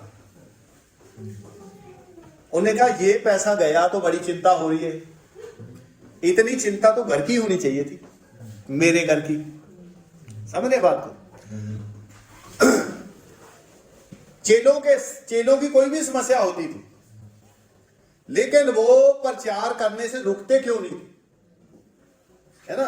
अरे अब तो हमारी बड़ी बेइज्जती होगी, हम तो हमें बड़ा मतलब गाली गलौज हो गया और बड़ी डंडा परेड हो गई, है ना? और कुछ एक समस्या हो गई। हालांकि वो ऐसी खामियों के अधीन नहीं थे जैसे हम हैं। उनका कोई काम लटका हुआ नहीं था जैसे हमारा, नहीं। लेकिन एक सच्चा बंदा जब उसका कोई काम लटकता है तो वो उस काम को दुरुस्त करने की कोशिश हो सकता बड़े लंबे समय तक करता रहे, उसके बाद वो थोड़ी बहुत सॉल्व भी हो जाए, लेकिन वो तरीका सही नहीं है। तरीका सही ये है कि सीधा सीधा ध्यान लगाओ हेगे की किताब की ओर, और ये अगर करेक्टर समझ में आ गया, ये वाला नुक्ता अगर समझ में आ गया, हालेलुया, तो फिर समस्या अपने आप ही हल हो जाएगी। फिर समस्या अपने आप ही हल हो जाएगी। आप जानते हैं कि नबी की पत्नी को क्या है अंदर रसौली। एक पॉइंट है समझने वाला। उस समय नबी अपनी पत्नी का इलाज नहीं करवा रहा, नबी किसी दूसरी जगह पर कुछ भेड़ों को इकट्ठा कर रहा है। क्यों इकट्ठा कर रहा है? उसे पता है मेरी मिसेज का जो इलाज है वो इसमें छुपा हुआ है। हालांकि मैं एक एंगल बता रहा हूं आपको, हालेलुया। और वो हो सकता है कि वो वैसे भी दुआ करता, पत्नी ठीक भी हो जाती, लेकिन उसने उसकी ओर ध्यान नहीं दिया। डॉक्टर ने कहा इसका ऑपरेशन होगा, उसने कहा कोई बात नहीं, ऑपरेशन होगा, वो कोई बात नहीं, होने दो, है ना, नो डाउट, नो प्रॉब्लम। ऐसे समय में वो क्या कर रहा है? अगर आज हमारे जैसा होता तो सारी भक्ति मीटिंगें सारा कुछ छोड़ छाड़ के, है ना, तो पत्नी के चारों ओर घूमता, है नहीं, बेटे को समझाने में लगा होता, है ना। कभी वो पानी की थैली गर्म करके दी जा रही है, कभी मीठा कम ज्यादा पूछा जा रहा है, कभी कुछ और पूछा जा रहा है, ये तमाम चीजें ये करते हम लोग। लेकिन नबी ने क्या किया? नबी ने क्या किया? नबी किसी दूसरी जगह पर जाकर प्रचार कर, हालेलुया। वो भवन बनाने में लगा हुआ है, हालेलुया। और जैसे वो भवन बनाने में लगा हुआ है तो खुदा के दूत ने कहा, हालेलुया, क्या कहा? तेरी पत्नी का ऑपरेशन नहीं होगा। समस्या यहां चल रही है और नबी बैठा है पता नहीं कितने हजार मील दूर, लेकिन उसके काम का रिजल्ट यहां मिल रहा है। और जब सिस्टर को लेकर जाते हैं, एक बार फिर स्कैनिंग होती है, वो कह रहे सॉरी तो है ही नहीं, तो ये सॉरी गैर कैसे होगी? आप कहोगे खुदा ने दूर कर दी क्योंकि वो तो नबी की पत्नी है। लेकिन एक पैटर्न समझने की कोशिश करें, हालेलुया, एक चीज को समझने की कोशिश करें। हालांकि इसमें नबी का कोई फॉल्ट नहीं था, वो तो सिस्टर ही कुछ ऐसा किया था कि दरवाजा बैक करके मारा। ऐसे हम भी तो मारते हैं, जैसे कुछ बात हो जाती है तो मिसेज जो होती है वो अपने कमरे में चल जाए, दरवाजा यूं करके मारा, है ना। अब नोट करना कितनी बार बजे होंगे दरवाजे। सिस्टर ने तो एक बार ही मारा और सॉरी हो गई। आज पता नहीं कितनी बार दरवाजे कड़ैक कड़ैक करके बजते हैं घरों में। तो आज भी कुछ डेफिनेटली होगा, देर सवेर। इसकी कभी कोई माफी किसी ने मांगी हो?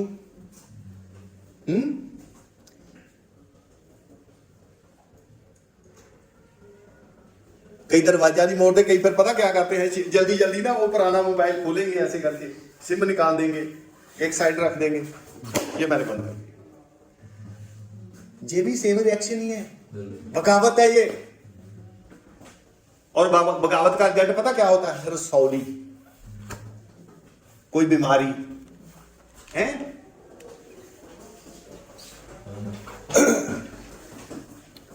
उसने कहा, अब हैरानी की बात यह है कि नबी के जमाने में तो बहुत सारी भेड़ें आ रही थी, नबी के जमाने में तो बहुत सारी रूहें आ रही थी, है ना।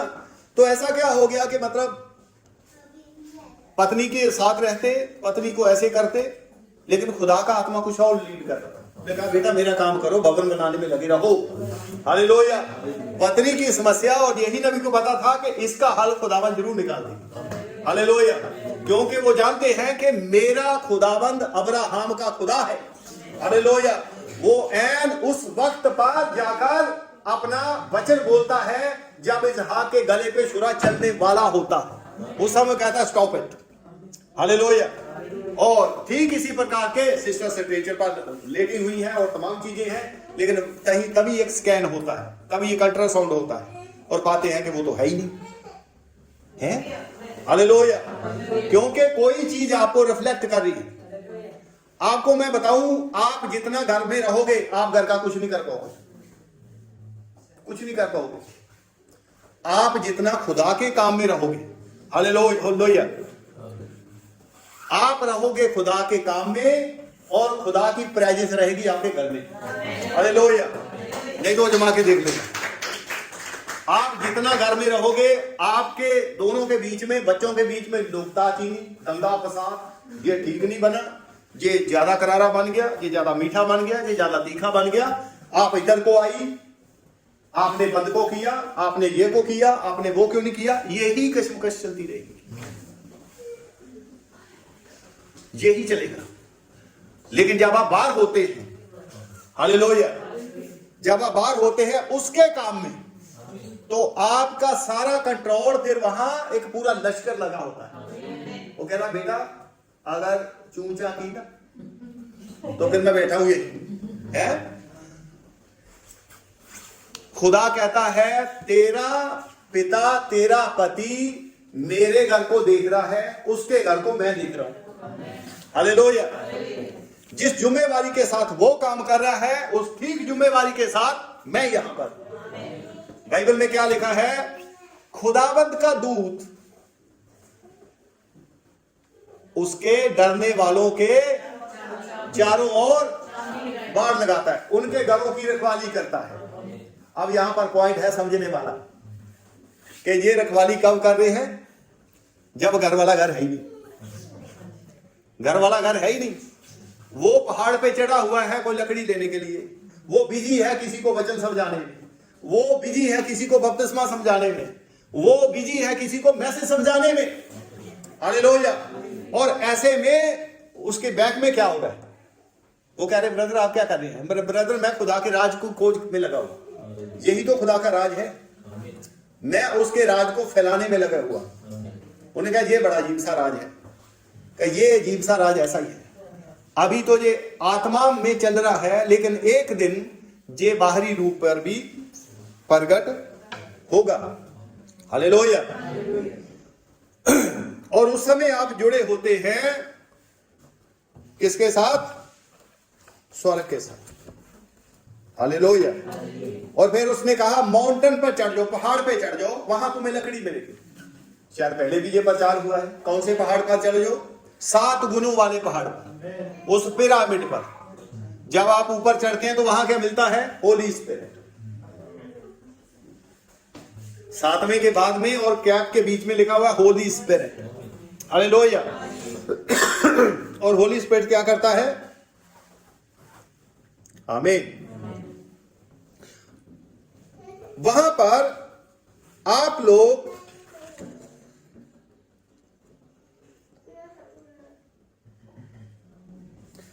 पवित्र आत्मा जो है वो दिया जाता है खुदा के घर को बनाने के लिए, ना कि अपने आप को रिलैक्स करने के लिए।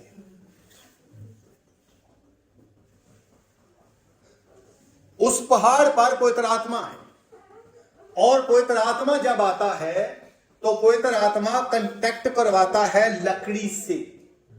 पवित्र आत्मा आपको कांटेक्ट करवाता है लकड़ियों से। लकड़ी, हेगे कह रहा है लकड़ियां तुम्हारे साथ कांटेक्ट नहीं करेगी, तुम्हें लकड़ियों के साथ कांटेक्ट करना पड़ेगा। तुम्हें लकड़ियों को भवन में लाना पड़ेगा। अभी आकर यहां पर चीरी जाएंगी, तराशी जाएंगी, कहां ज्यादा है कहां कम है वो काटी पीटी जाएंगी, वो तो खैर बाद की बात है। तुम्हारा काम है, और लकड़ियां काटना किसका काम है? लकड़ियों को तराशना किसका काम है? लकड़ियों को तराशना है सेवकों का काम। लेकिन लकड़ियों को लाना भी केवल उनका काम नहीं है, सारे चर्च का ही है। अच्छा, यहां पर जो बात करी है, एक पॉइंट आप नोट करो, ये यहां पर जो लकड़ियां लाने की बात कर रही है वो मतलब खास खास लोगों को कहा जा रहा है कि लकड़ी लेके आओ, कि सबको बोला जा रहा है? सबको कहा जा रहा है, सबको कहा जा रहा है कि लकड़ियां लेकर आओ। अगर आप बाहर पैसा लेने के लिए निकलते हो तो लकड़ी भी लेकर आओ। आप चर्च में पैसा लाते हैं, अपनी देहियां लाते हैं, बहुत अच्छी बात है, खुदावंद बरकत दे आपको, प्रभु ये कह रहा है, इसके लिए मैं तुम्हें ब्लेस करता हूं। लेकिन मेरा घर बनता है लकड़ियों से, मेरा घर बनता है पत्थरों से। हालेलुया। ये पत्थर भी आपको लाने हैं, इन पत्थरों को तराशा जाएगा, वो तो खैर कुछ और लोगों का काम है। आमीन। और ये भी बात है कि पत्थर जो है बाहरी देशों से, लबानों से और तमाम चीजों से वहां से लाए जाते थे, लेकिन वो एक खास जगह पर लाकर तराशे जाते थे, और तराशे जाने के बाद हैकल में फिट किए जाते थे। हालेलुया। वहां पर क्या है? होली स्पिरिट है।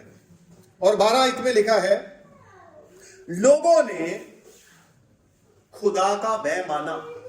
अब ये भी एक इंपॉर्टेंट बात है, ये कौन लोग थे जिन्होंने खुदा का डर माना और लकड़ियां लेने को चले गए? जो बाबल से निकले हुए थे।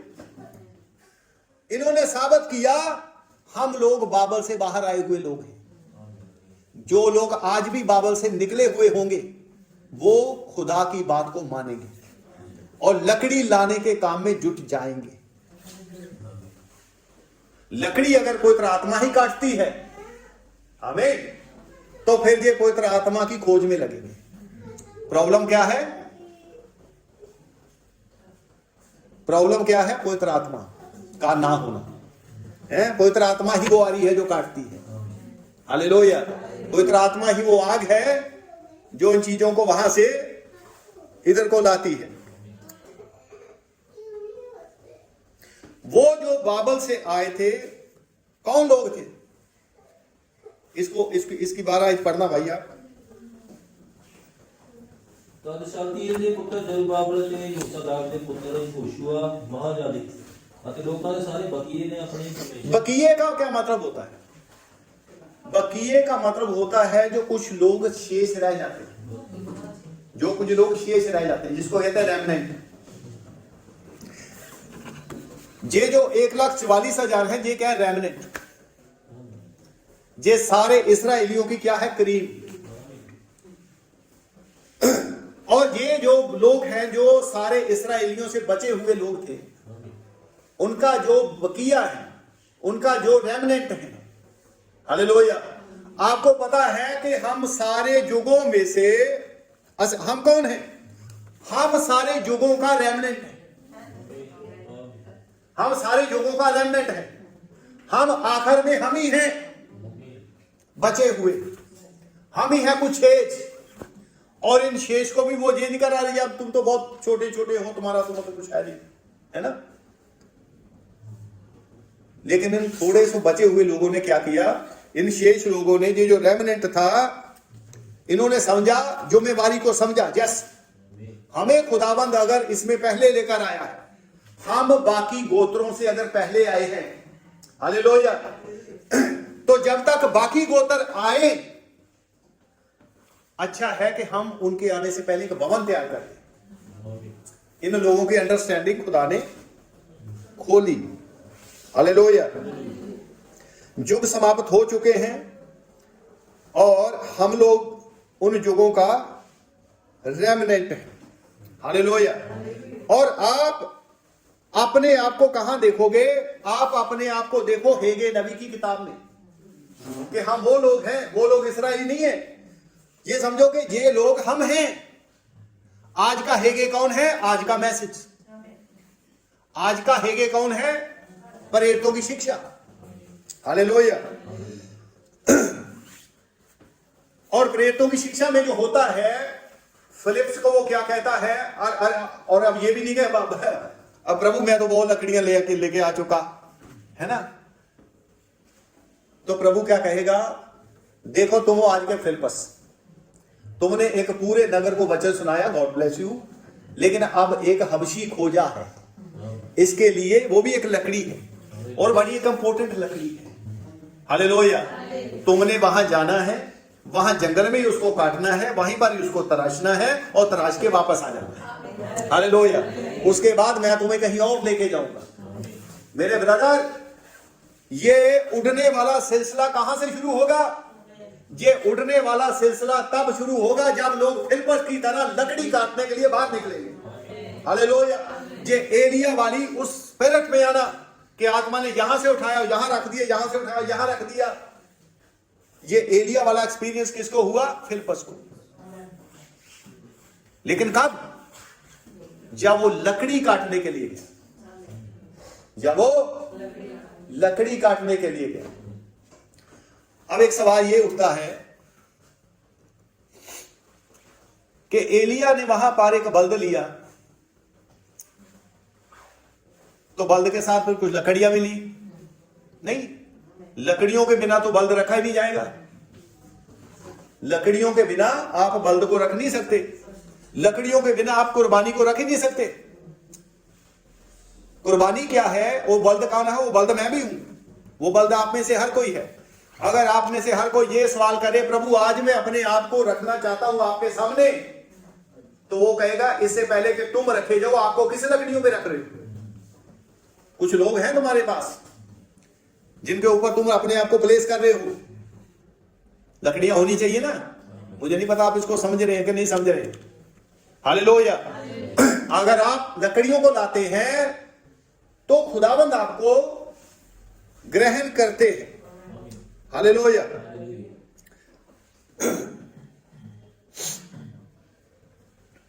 अब यहां पर हम एक बात पाते हैं कि ये जो वचन एक तो पहले दिन आता है। वचन कब आता है? पहले दिन आता है। पहले दिन ही आता है ना। उसके बाद वचन आता है दूसरे महीने की 6वें महीने के 24 तारीख को। फिर कब आता है?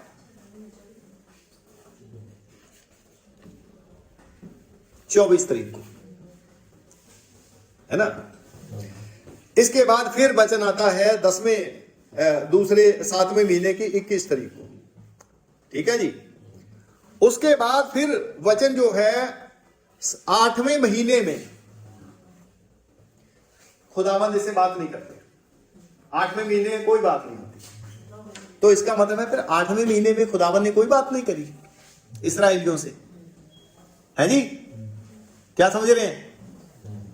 क्या इस्राएलियों से खुदावंद ने 8वें महीने कोई बात नहीं करी? चलो, ये भी बात सही है।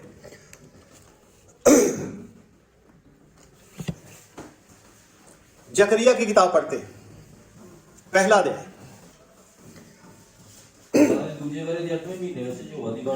अब 8वें महीने में खुदावंद बात करते हैं जकरिया से, और जकरिया से भी ये कहते हैं कि अब तू बात कर किससे? जाके लोगों से।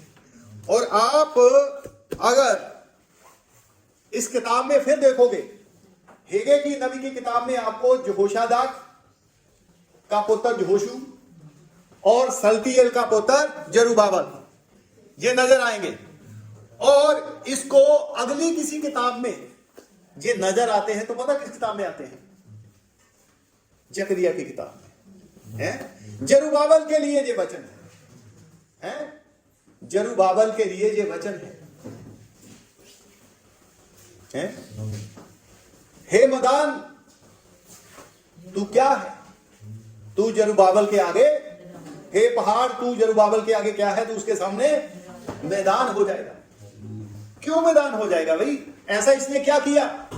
इसने ऐसा इसलिए किया क्योंकि जो वचन हेगे के द्वारा आया, जो वचन हेगे के द्वारा कलीसिया चर्च को बनाने का आया, हैकल को बनाने का आया, इसने लोगों को उसको मनवाने में बहुत बड़ी भूमिका अदा की।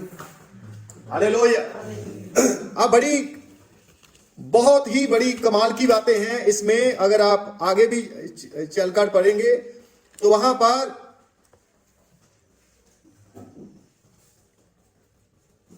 इसको आप घर में जाकर पढ़ना एक बार, जकरिया की किताब को भी। तो इसका मतलब यह है कि खुदा जो है भवन के बारे में लगातार बात कर रहा है, वो लगातार बात कर रहा है, वो लगातार उन्हें उत्साहित कर रहा है तमाम चीजों के लिए। हालेलुया। और अगर आप देखें तो खुदावन उन्हें भवन की वो सारी चीजें दिखा रहा है, ऊपरी जकरिया को ऊपर वाली चीजें दिखा रहा है, 7 दीवट दिखा रहा है, क्योंकि 7 दीवट पहले चर्च में होते थे, ठीक है ना। लेकिन आप पाते हैं कि पहले वचन आता है 1 तारीख को, उसके बाद 24 तारीख को आता है, और उसके बाद फिर आखिर में जब 9वें महीने आता है तो फिर 24 तारीख को ही आता है। हालेलुया। अब एक बड़ी कमाल की बात यहां पर हम लोग पढ़ेंगे, इसका 9वां अध्याय, दूसरा अध्याय और उसकी 17 आयत। मैं ਤੁਹਾਨੂੰ ਦੇ ਤੁਹਾਡੇ ਹੱਥਾਂ ਦੇ ਸਾਰੇ ਕੰਮਾਂ ਨੂੰ ਲੂ ਉੱਲੀ ਅਤੇ ਗੜਿਆਂ ਨਾਲ ਮਾਰਿਆ। ਤਾਂ ਤੁਸੀਂ ਮੇਰੀ ਬਾਤ ਨਾ ਹੋਣੇ। ਹਾਂਜੀ। ਵਧਵਾ ਗਿਆ। ਅੱਜ ਦੇ ਦਿਨ ਤੋਂ ਅੱਗੇ ਨੂੰ ਸੋਚ ਵਿਚਾਰ ਕਰੋ। 9ਵੇਂ ਮਹੀਨੇ ਦੀ 24 ਤਰੀਕ ਤੋਂ ਜਿਸ ਦਿਨ ਤੋਂ ਯਹੋਵਾ ਦੀ ਹੈਕਲ ਦੀ ਨੀਂਹ ਰੱਖੀ ਗਈ, ਸੋਚ ਵਿਚਾਰ ਕਰੋ ਕਿ ਬੀਜ ਦੇ ਖੱਤੇ ਵਿੱਚ ਇਹ ਬੁਰੀ ਬਾਗ ਧੀਰ ਅਨਾਰ ਦੇ ਜਿੱਤੋਂ ਦੇ ਵਿੱਚ ਅਜੇ ਫਲ नहीं दिंदे। आज तो मैं तुम्हें बरकत देंगा। उसने कहा आज 24 तारीख को जबकि तुमने काम करना शुरू कर दिया है, तुम लकड़ियां लाने लगे हो। हालेलुया। और वो ये कह रहा है इससे पहले के जो दिन हैं, 24 तारीख से जो पहले के दिन हैं, उनमें आप देखो कि क्या कुछ प्रोग्रेस हुई, क्या कुछ बढ़ोतरी हुई, कैसे मैंने तुम्हारी खेती को कैसे लू से मारा। लेकिन उसने कहा आज से मैं तुझे ब्लेस करना शुरू करूं। हालेलुया। आज तुम्हें कंसेप्ट समझ में आ गया है, आज से मैं तुम्हें ब्लेस करना शुरू करूंगा। हालेलुया। जैसे मैं अक्सर कुछ चीजों को, जैसे हर एक के अंदर ना कुछ ना वो होता है ना, चीज होती है। अब 1 तारीख को आता है, 1 तारीख को वचन आता है, उसके बाद 24 को आता है। एक 1 तारीख, एक 24, तो टोटल दिन कितने हुए? 24। तो पहला दिन भी निकाल दो और 24वां दिन भी निकाल दो, बीच में क्या रह गया? 22 दिन। और 22 दिन क्या है? प्रकाशित वाक्य की किताब। आमीन। बीच में क्या है? प्रकाशित वाक्य की किताब। एक और चीज पढ़ूं आपको, यहां पर हेगे नबी की किताब में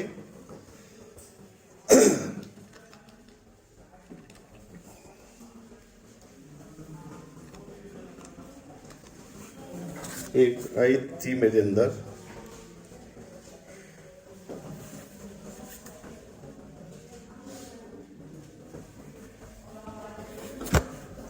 इसमें एक बात लिखी है कि जिस पे लिखा है कि मैंने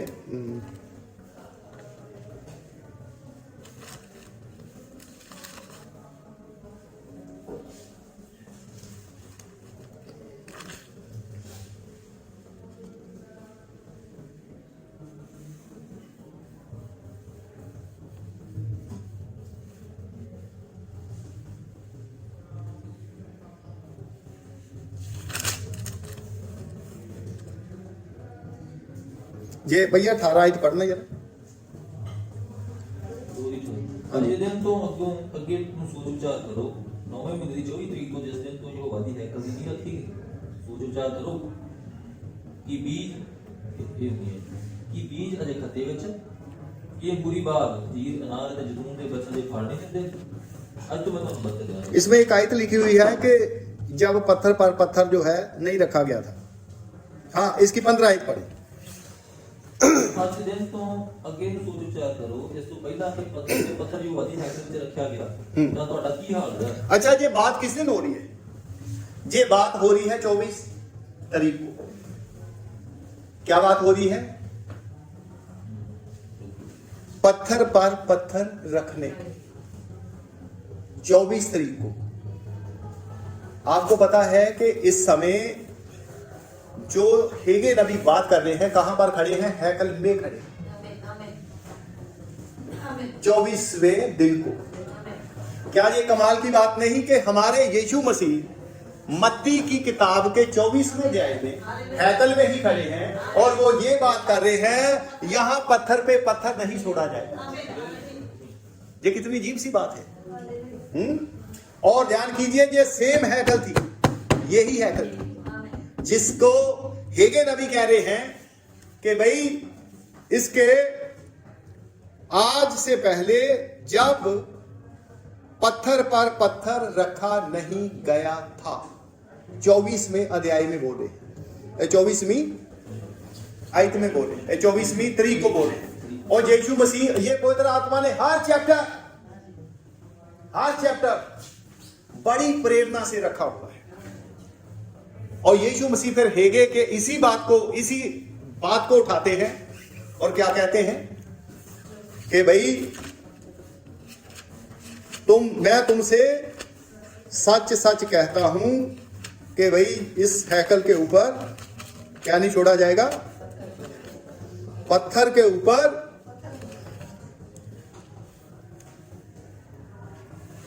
पत्थर नहीं छोड़ा जाएगा। ठीक है, एक बात आपको समझ आई होगी यार कि हमारी सारी परेशानियों की जड़ क्या है? सारी चीजों की जड़ पता क्या है? सारी चीजों की चाबी पता क्या है? पवित्र आत्मा। पवित्र आत्मा आएगा तो आप लकड़ी लाओगे और खुदावंद आपकी हर चीज को ब्लेस करेगा। इसीलिए उसने कहा कि भाई तुम ये चिंता क्यों करते हो? तुम इन चीजों की फिराक में मत रहो। क्या खाएंगे, क्या पिएंगे, क्या पहनेंगे, कहां सोएंगे? खोज करो पवित्र आत्मा की, खोज करो उस चीज की जिससे लकड़ियां लाई जाती हैं। अपने आप से सवाल पूछना, क्या मैं आज तक कोई लकड़ी लाया हूं? क्या आज तक मैंने किसी लकड़ी को लाने की कोशिश करी? जहां मैं खाली मूसा वाला हिस्सा ही पूरा करता रहा, और बहुत से तो मूसा वाले हिस्से में भी नहीं है कि तौबा कर ली, बपतिस्मा ले लिया, लगातार संगति कर रहे हैं, प्रभु को दे रहे हैं, फास्टिंग कर रहे हैं। यानी फास्टिंग में भी क्या करते हैं? उद्देश्य तो पता हो नहीं, क्या मांगते हैं हम लोग उसमें? शायद आज का कुछ मैसेज कुछ हिलजुल करे, अंदर लोगों को गंभीर बनाए। हेगे की किताब ने तो, हेगे के प्रचार ने तो लोगों को गंभीर कर दिया। एक चीज और बताऊं, ये जो प्रजा यहां से आई,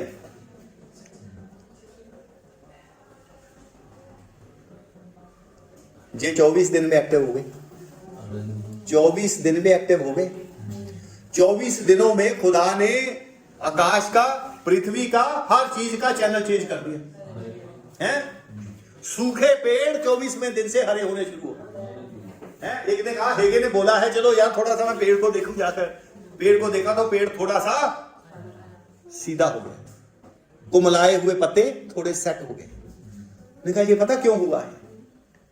इसलिए कि हमने उसके वचन को पूरा करने में, एक्टिवेट होने में देर नहीं लगाई।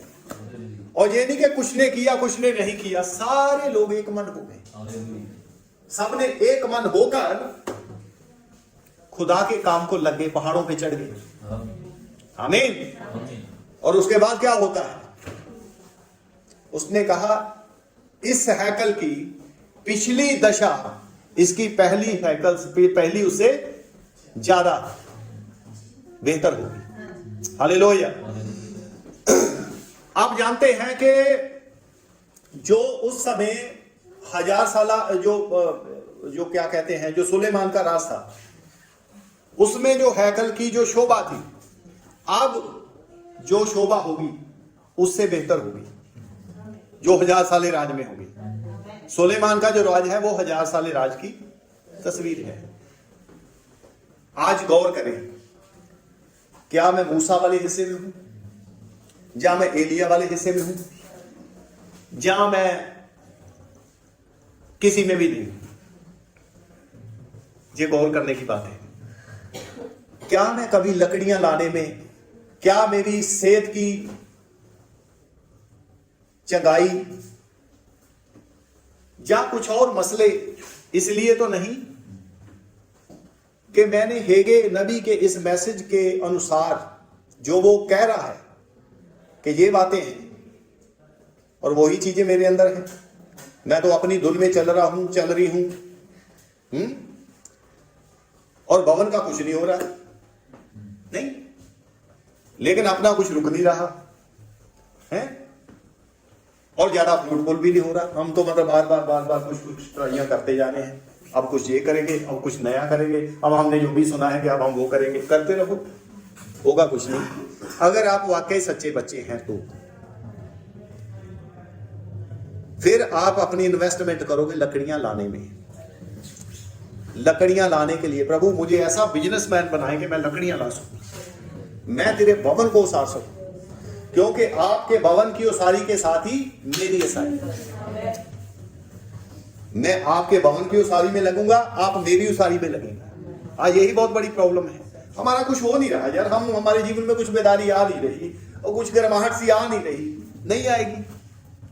कारण क्या है? कारण है हेगे नबी की ये किताब छोटी सी, ये है किताब छोटी सी, बड़ी खतरनाक किताब है भैया, बहुत खतरनाक है, बहुत खतरनाक। 2 चैप्टरों में मैं सारा सेट कर दिया, सारा कुछ। जोएल नबी की किताब आपको हेगे नबी की किताब पढ़ के समझ आएगी। प्रभु आप पर दया करे। आज कितने हैं जो मूसा और एलिया दोनों की उस राह पे चलना चाहते हैं? आज कितने हैं जो हेगे की तरह, हेगे की उस उन लोगों की तरह साबित करना चाहते हैं, प्रभु मैं ऐसा करना चाहता हूं, मैं लकड़ियां लाने के लिए जाना चाहता हूं। आज कितने हैं जो लाल समुद्र के इधर ही रहना चाहते हैं, तो फिर जाके दास बनो फिर उनके, और जाकर फिर उसके जैसे वो टलियां में जाने में जाओ। और कितने हैं जो यहां जंगल बपतिस्मा ले चुके हैं लेकिन यहां खड़े हैं, आगे नहीं बढ़ रहे हैं। ये एफसीओ वाली योग्यता यहां पर आएगी, एफएसीओ में फिट होने की योग्यता यहां से आएगी। आइए दुआ करते हैं। आप में से कितने तैयार हैं बपतिस्मे के लिए? जिनका बपतिस्मा नहीं हुआ, क्या खुदा ये माने कि आप मिस्रियों के साथ ही मरना चाहते हैं? जहां तो पानी में बपतिस्मा होगा, मिस्रियों का, इस्राएलियों का बपतिस्मा हुआ और दूसरों का सत्यानाश हुआ।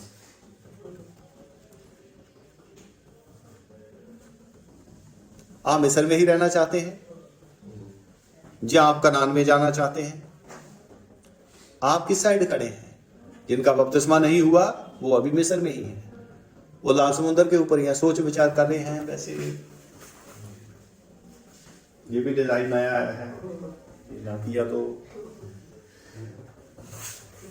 देखो, सोचो, यही तो वो कह रहा है, अपने चाल चलन पर सोच विचार करो। ये केवल आदमियों का बकिया नहीं है, ये समय का भी बकिया है। थोड़ा से समय बाकी है, थोड़े से लोग बाकी हैं, थोड़े से समय बाकी है। प्रभु आपको बरकत दे। आइए दुआ करते हैं।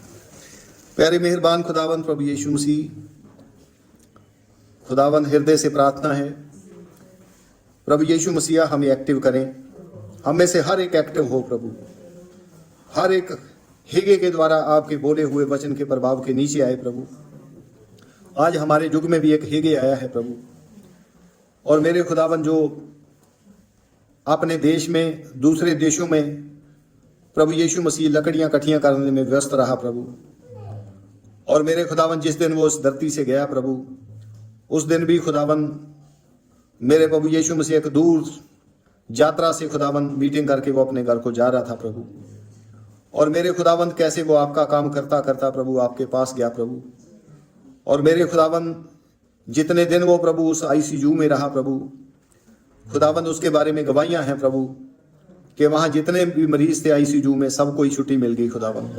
प्रभु यीशु मसीहा वो जाते जाते भी खुदावन बहुत से लोगों की खुदावन चंगाई का कारण बन गया प्रभु, बहुत से लोगों की रिहाई का कारण बन गया खुदावन। प्रभु यीशु मसीह मेरी प्रार्थना है, विनती है, हम में से प्रत्येक को इस योग्य बनाएं प्रभु, हम में से हर एक खुदावंद आपके भवन के लिए लकड़ी ला सके खुदावंद। और मेरे प्रभु यीशु मसीहा, क्योंकि आपके भवन के साथ ही हमारी आशीषें जुड़ी हैं प्रभु, आपके भवन के साथ ही इस्राएल की आशीषें जुड़ी हैं प्रभु, और आपके भवन के साथ ही प्रभु हर एक चीज जुड़ी है खुदावंद। और प्रभु यीशु मसीह रहम करें, कृपा करें प्रभु, आपके भवन की जो बारीकियां हैं बहुत ज़्यादा हैं खुदावंद, और मेरे प्रार्थना है प्रभु बड़ी बरकत दें, सहायता दें, हमें से हर कोई आपको भवन की उसारने में खुदावंद आपसे मदद पा सके। और प्रभु यीशु मसीहा हेगे को समझने के बाद, पढ़ने के बाद हमें समझ आया प्रभु कि खुदावंद आप जो उस राज की बात करते हैं कि उसके राज्य और धर्म की खोज करो, तो वो राज और धर्म है क्या प्रभु? खुदावंद आपके भवन को बनाने के लिए प्रभु यीशु मसीहा, खुदावंद आपका मेरे प्रभु यीशु मसीहा फजल चाहिए, आपका पवित्र आत्मा चाहिए प्रभु यीशु मसीहा। जो आशीष आपने हमारे उन रसूल पिताओं पर करी प्रभु, हम वही आशीष आपसे चाहते हैं, हमारी बड़ी मदद और सहायता करें, सब चीज़ें अपने हाथ में लें प्रभु यीशु मसीहा। सुना हुआ वचन बहुत सारा अजर और फल लेकर आए प्रभु, दुनियादारी की तमाम उन बातों से बचाकर रखें प्रभु, फजूल खर्चियों से बचाकर रखें प्रभु। खुदावंद जहाँ से हमें लकड़ी काटने का प्रभु कोई गुर प्रभु मिलने की उम्मीद नहीं प्रभु, हम उन तमाम चीज़ों से बाहर आ सकें प्रभु, और मेरे प्रभु अपनी तमाम उन चाल चलन पर हम गौर कर सकें। आज के बाद खुदावंदा प्रभु जैसे 24 दिन में खुदावंद उनका प्रभु यीशु मसीहा, खुदावंद उनका चाल चलन पूरी रीति से बदल गया प्रभु, मेरी प्रार्थना है प्रभु यीशु मसीह। और खुदावंद हम देखते हैं कि पहले दिन खुदावंद आपका वचन आता है, और 24वें दिन फिर आपका वचन आता है प्रभु, और प्रभु बीच में जो 22 दिन है खुदावंद, उनमें खुदावंद उनका चाल चलन बदल जाता है प्रभु। और खुदावंदा प्रभु यीशु मसीह, हम चाहते हैं कि ये प्रकाशित वाक्य की पुस्तक खुदावंद प्रभु मेरे खुदावंदा इन वो प्रभु उन 22 दिन में खुदावंद कैसे प्रभु यीशु मसीह उनके जीवन में कार्य करती है प्रभु। हम चाहते हैं कि प्रभु इस 22 दिनों में हम आपके प्रकाशन में आपके प्रभु यीशु मसीहा खुदावंदा साथ प्रभु यीशु मसीहा संपर्क साध सके।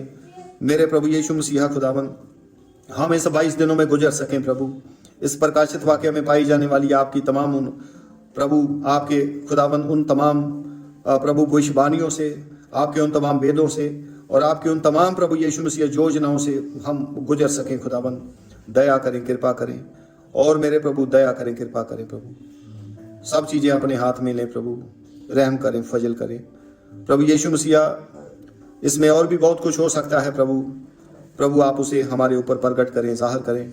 और मेरे प्रभु हम लगातार आपकी लकड़ियों को काटने में प्रभु खुदावंद आपसे आशीष चाहते हैं। हमारी नलायकियाँ, हमारी सुस्तियाँ, लगर्जियों को आप दूर करें, हमें उन लोगों की तरह एक्टिव करें प्रभु। अगर वो लोग प्रभु यीशु मसीहा मेरे खुदावंदा प्रभु यीशु मसीहा पहले दिन से एक्टिव हो गए खुदावंद, और उन्होंने जो 22 दिन तक काम किया प्रभु, और खुदावंद 22 दिन तक प्रभु उन्होंने प्रभु यीशु मसीह आपको जीत लिया खुदावंद, आपके हृदय को प्रसन्न किया प्रभु, रहम करें, कृपा करें, बड़ी बरकत दें मेरे खुदावंद, दया करें, कृपा करें। आपके बच्चों के जहाँ पर बैठने के लिए उन्होंने जो वचन को समा दिया, आपकी ओर हाथ बढ़ाया प्रभु, अपने दानों के द्वारा प्रभु, अपनी बेटों के द्वारा, अपने गीतों के द्वारा आपको सराहा प्रभु। आपके प्रभु यीशु मसीहा प्रभु बंदे ने जब इस मीटिंग को लीड किया है खुदावंद, मेरी प्रार्थना है प्रभु यीशु मसीह उसको भी, उसके घराने को बड़ी आशीष और बरकत दें खुदावंद। प्रभु प्रार्थना करते हैं प्रभु खुदावंद, उन तमाम विनतियों प्रार्थनाओं को आपके हाथ में रखते हैं प्रभु यीशु मसीहा, सब कुछ आपके हाथ में हो। और मेरे प्रभु बहन लीजा के लिए भी, उनके नए घर के लिए भी खुदावंद आपसे अनुग्रह चाहते हैं खुदावंद प्रभु यीशु मसीहा, बेहतर तरीके से खुदावंद, और मेरे प्रभु समय से प्रभु यीशु मसीहा उसका सारा उसकी मेंटेनेंस हो सके खुदावंद, तमाम शिफ्टिंग खुदावंद आपके अनुग्रह से हो सके। और प्रभु यीशु मसीहा वो घर आपकी महिमा के लिए प्रभु यीशु मसीहा खुदावंद इस्तेमाल किया जाए प्रभु, रहम करें, कृपा करें प्रभु यीशु मसीह तमाम दुष्ट आत्माएं और प्रभु किसी प्रकार की काली छाया खुदावन, अंधकार की शक्ति खुदावन अगर वहां पर मौजूद है तो आपके नाम में दूर हो खुदावन। और मेरे प्रभु उस घर को प्रभु साफ सुथरा रखें खुदावन, दया करें, कृपा करें, बड़ी बरकत दें। प्रार्थना प्रभु यीशु मसीह के नाम में मांगते हैं। अब हमारे खुदावंद की मोहब्बत, प्रभु यीशु मसीह की दया, पवित्र आत्मा की संगत हमें से प्रत्येक के साथ हमेशा तक बनी रहे। आमीन। प्रभु आप सबको बड़ी आशीष और बरकत दे। आप लोग एक दूसरे से